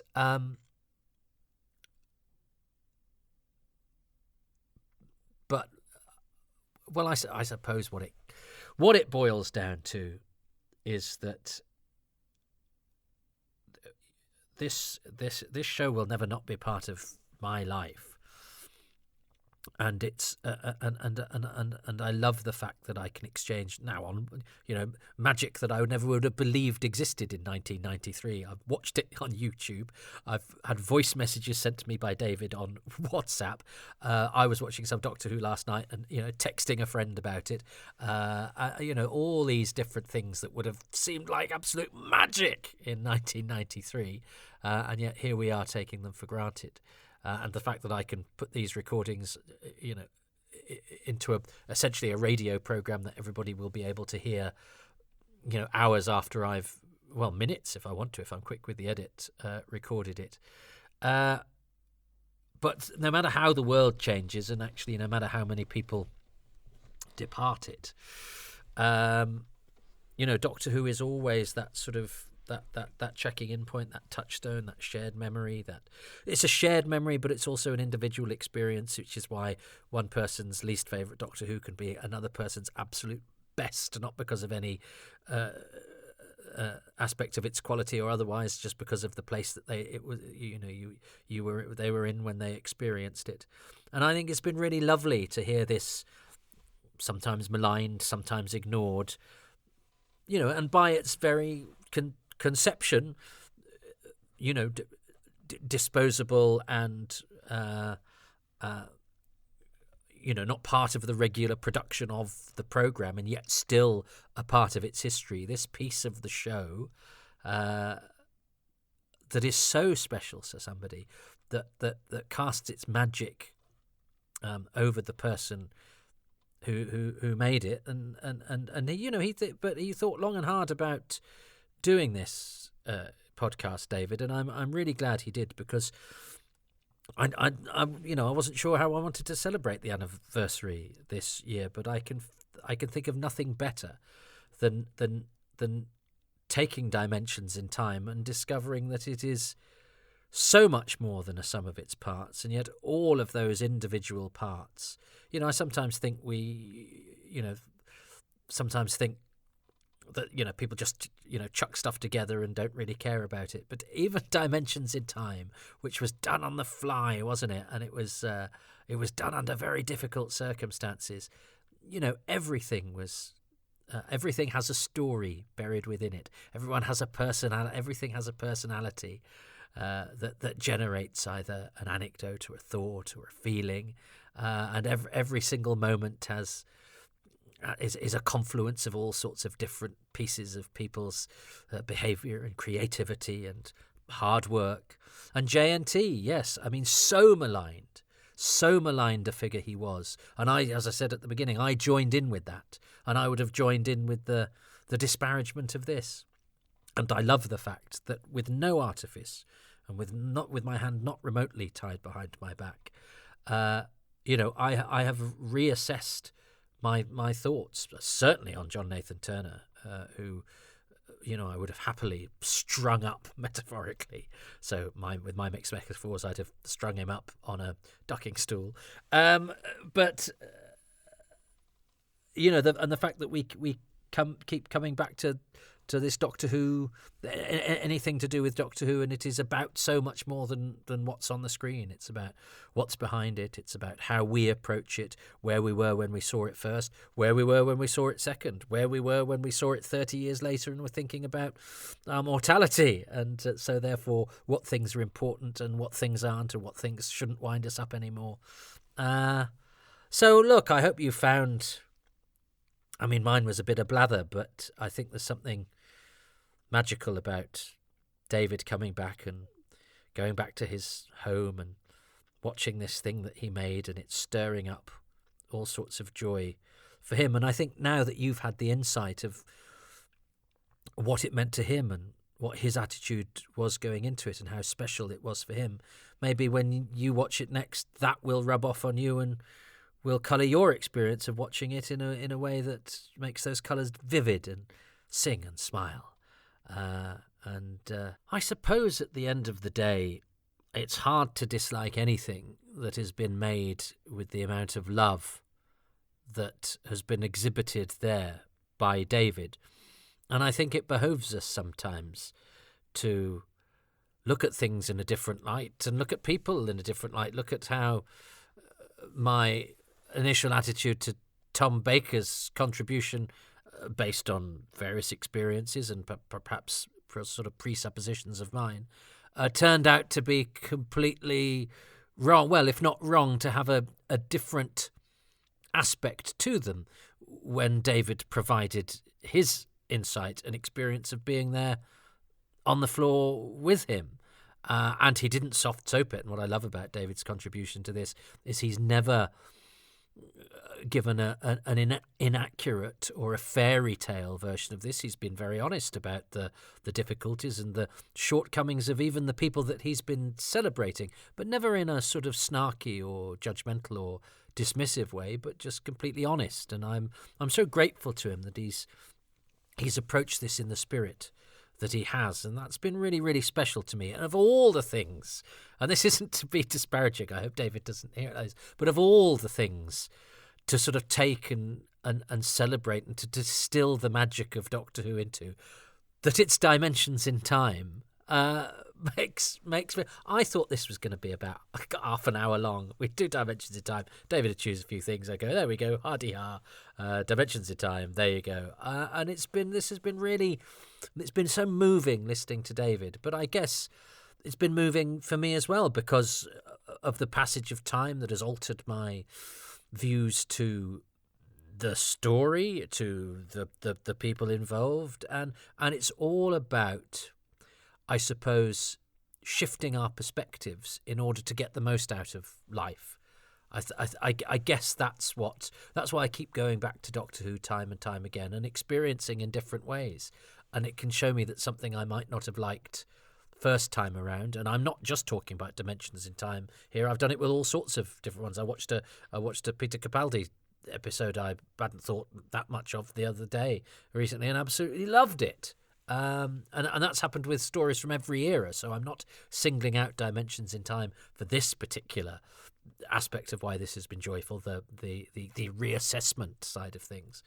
But it's quite emotional as well, because I think it suddenly hit me today that, somebody, that something I thought of as relatively recent was actually 31 years ago, and that somebody, that somebody I knew and sort of took for granted. As I say, this wasn't a close friend or anything like that.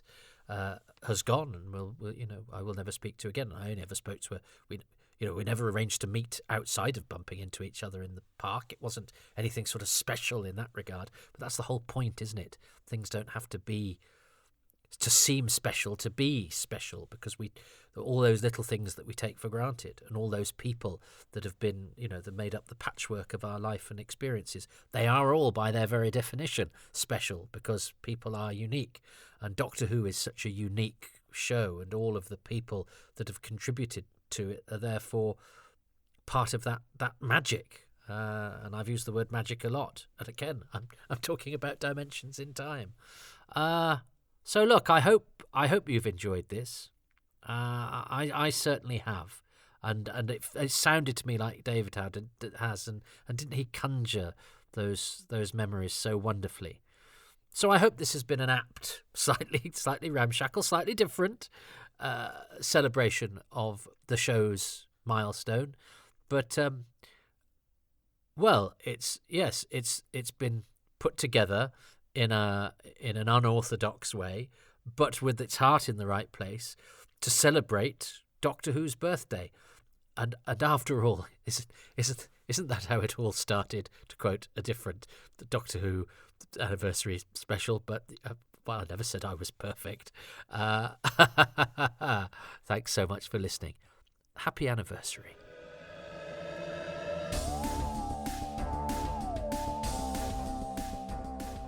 Thanks very much for listening to Happy Times and Places, which is presented by me, Toby Haydoke, and my special guest, David Roden. I am so grateful to David and to the patrons who make this podcast possible.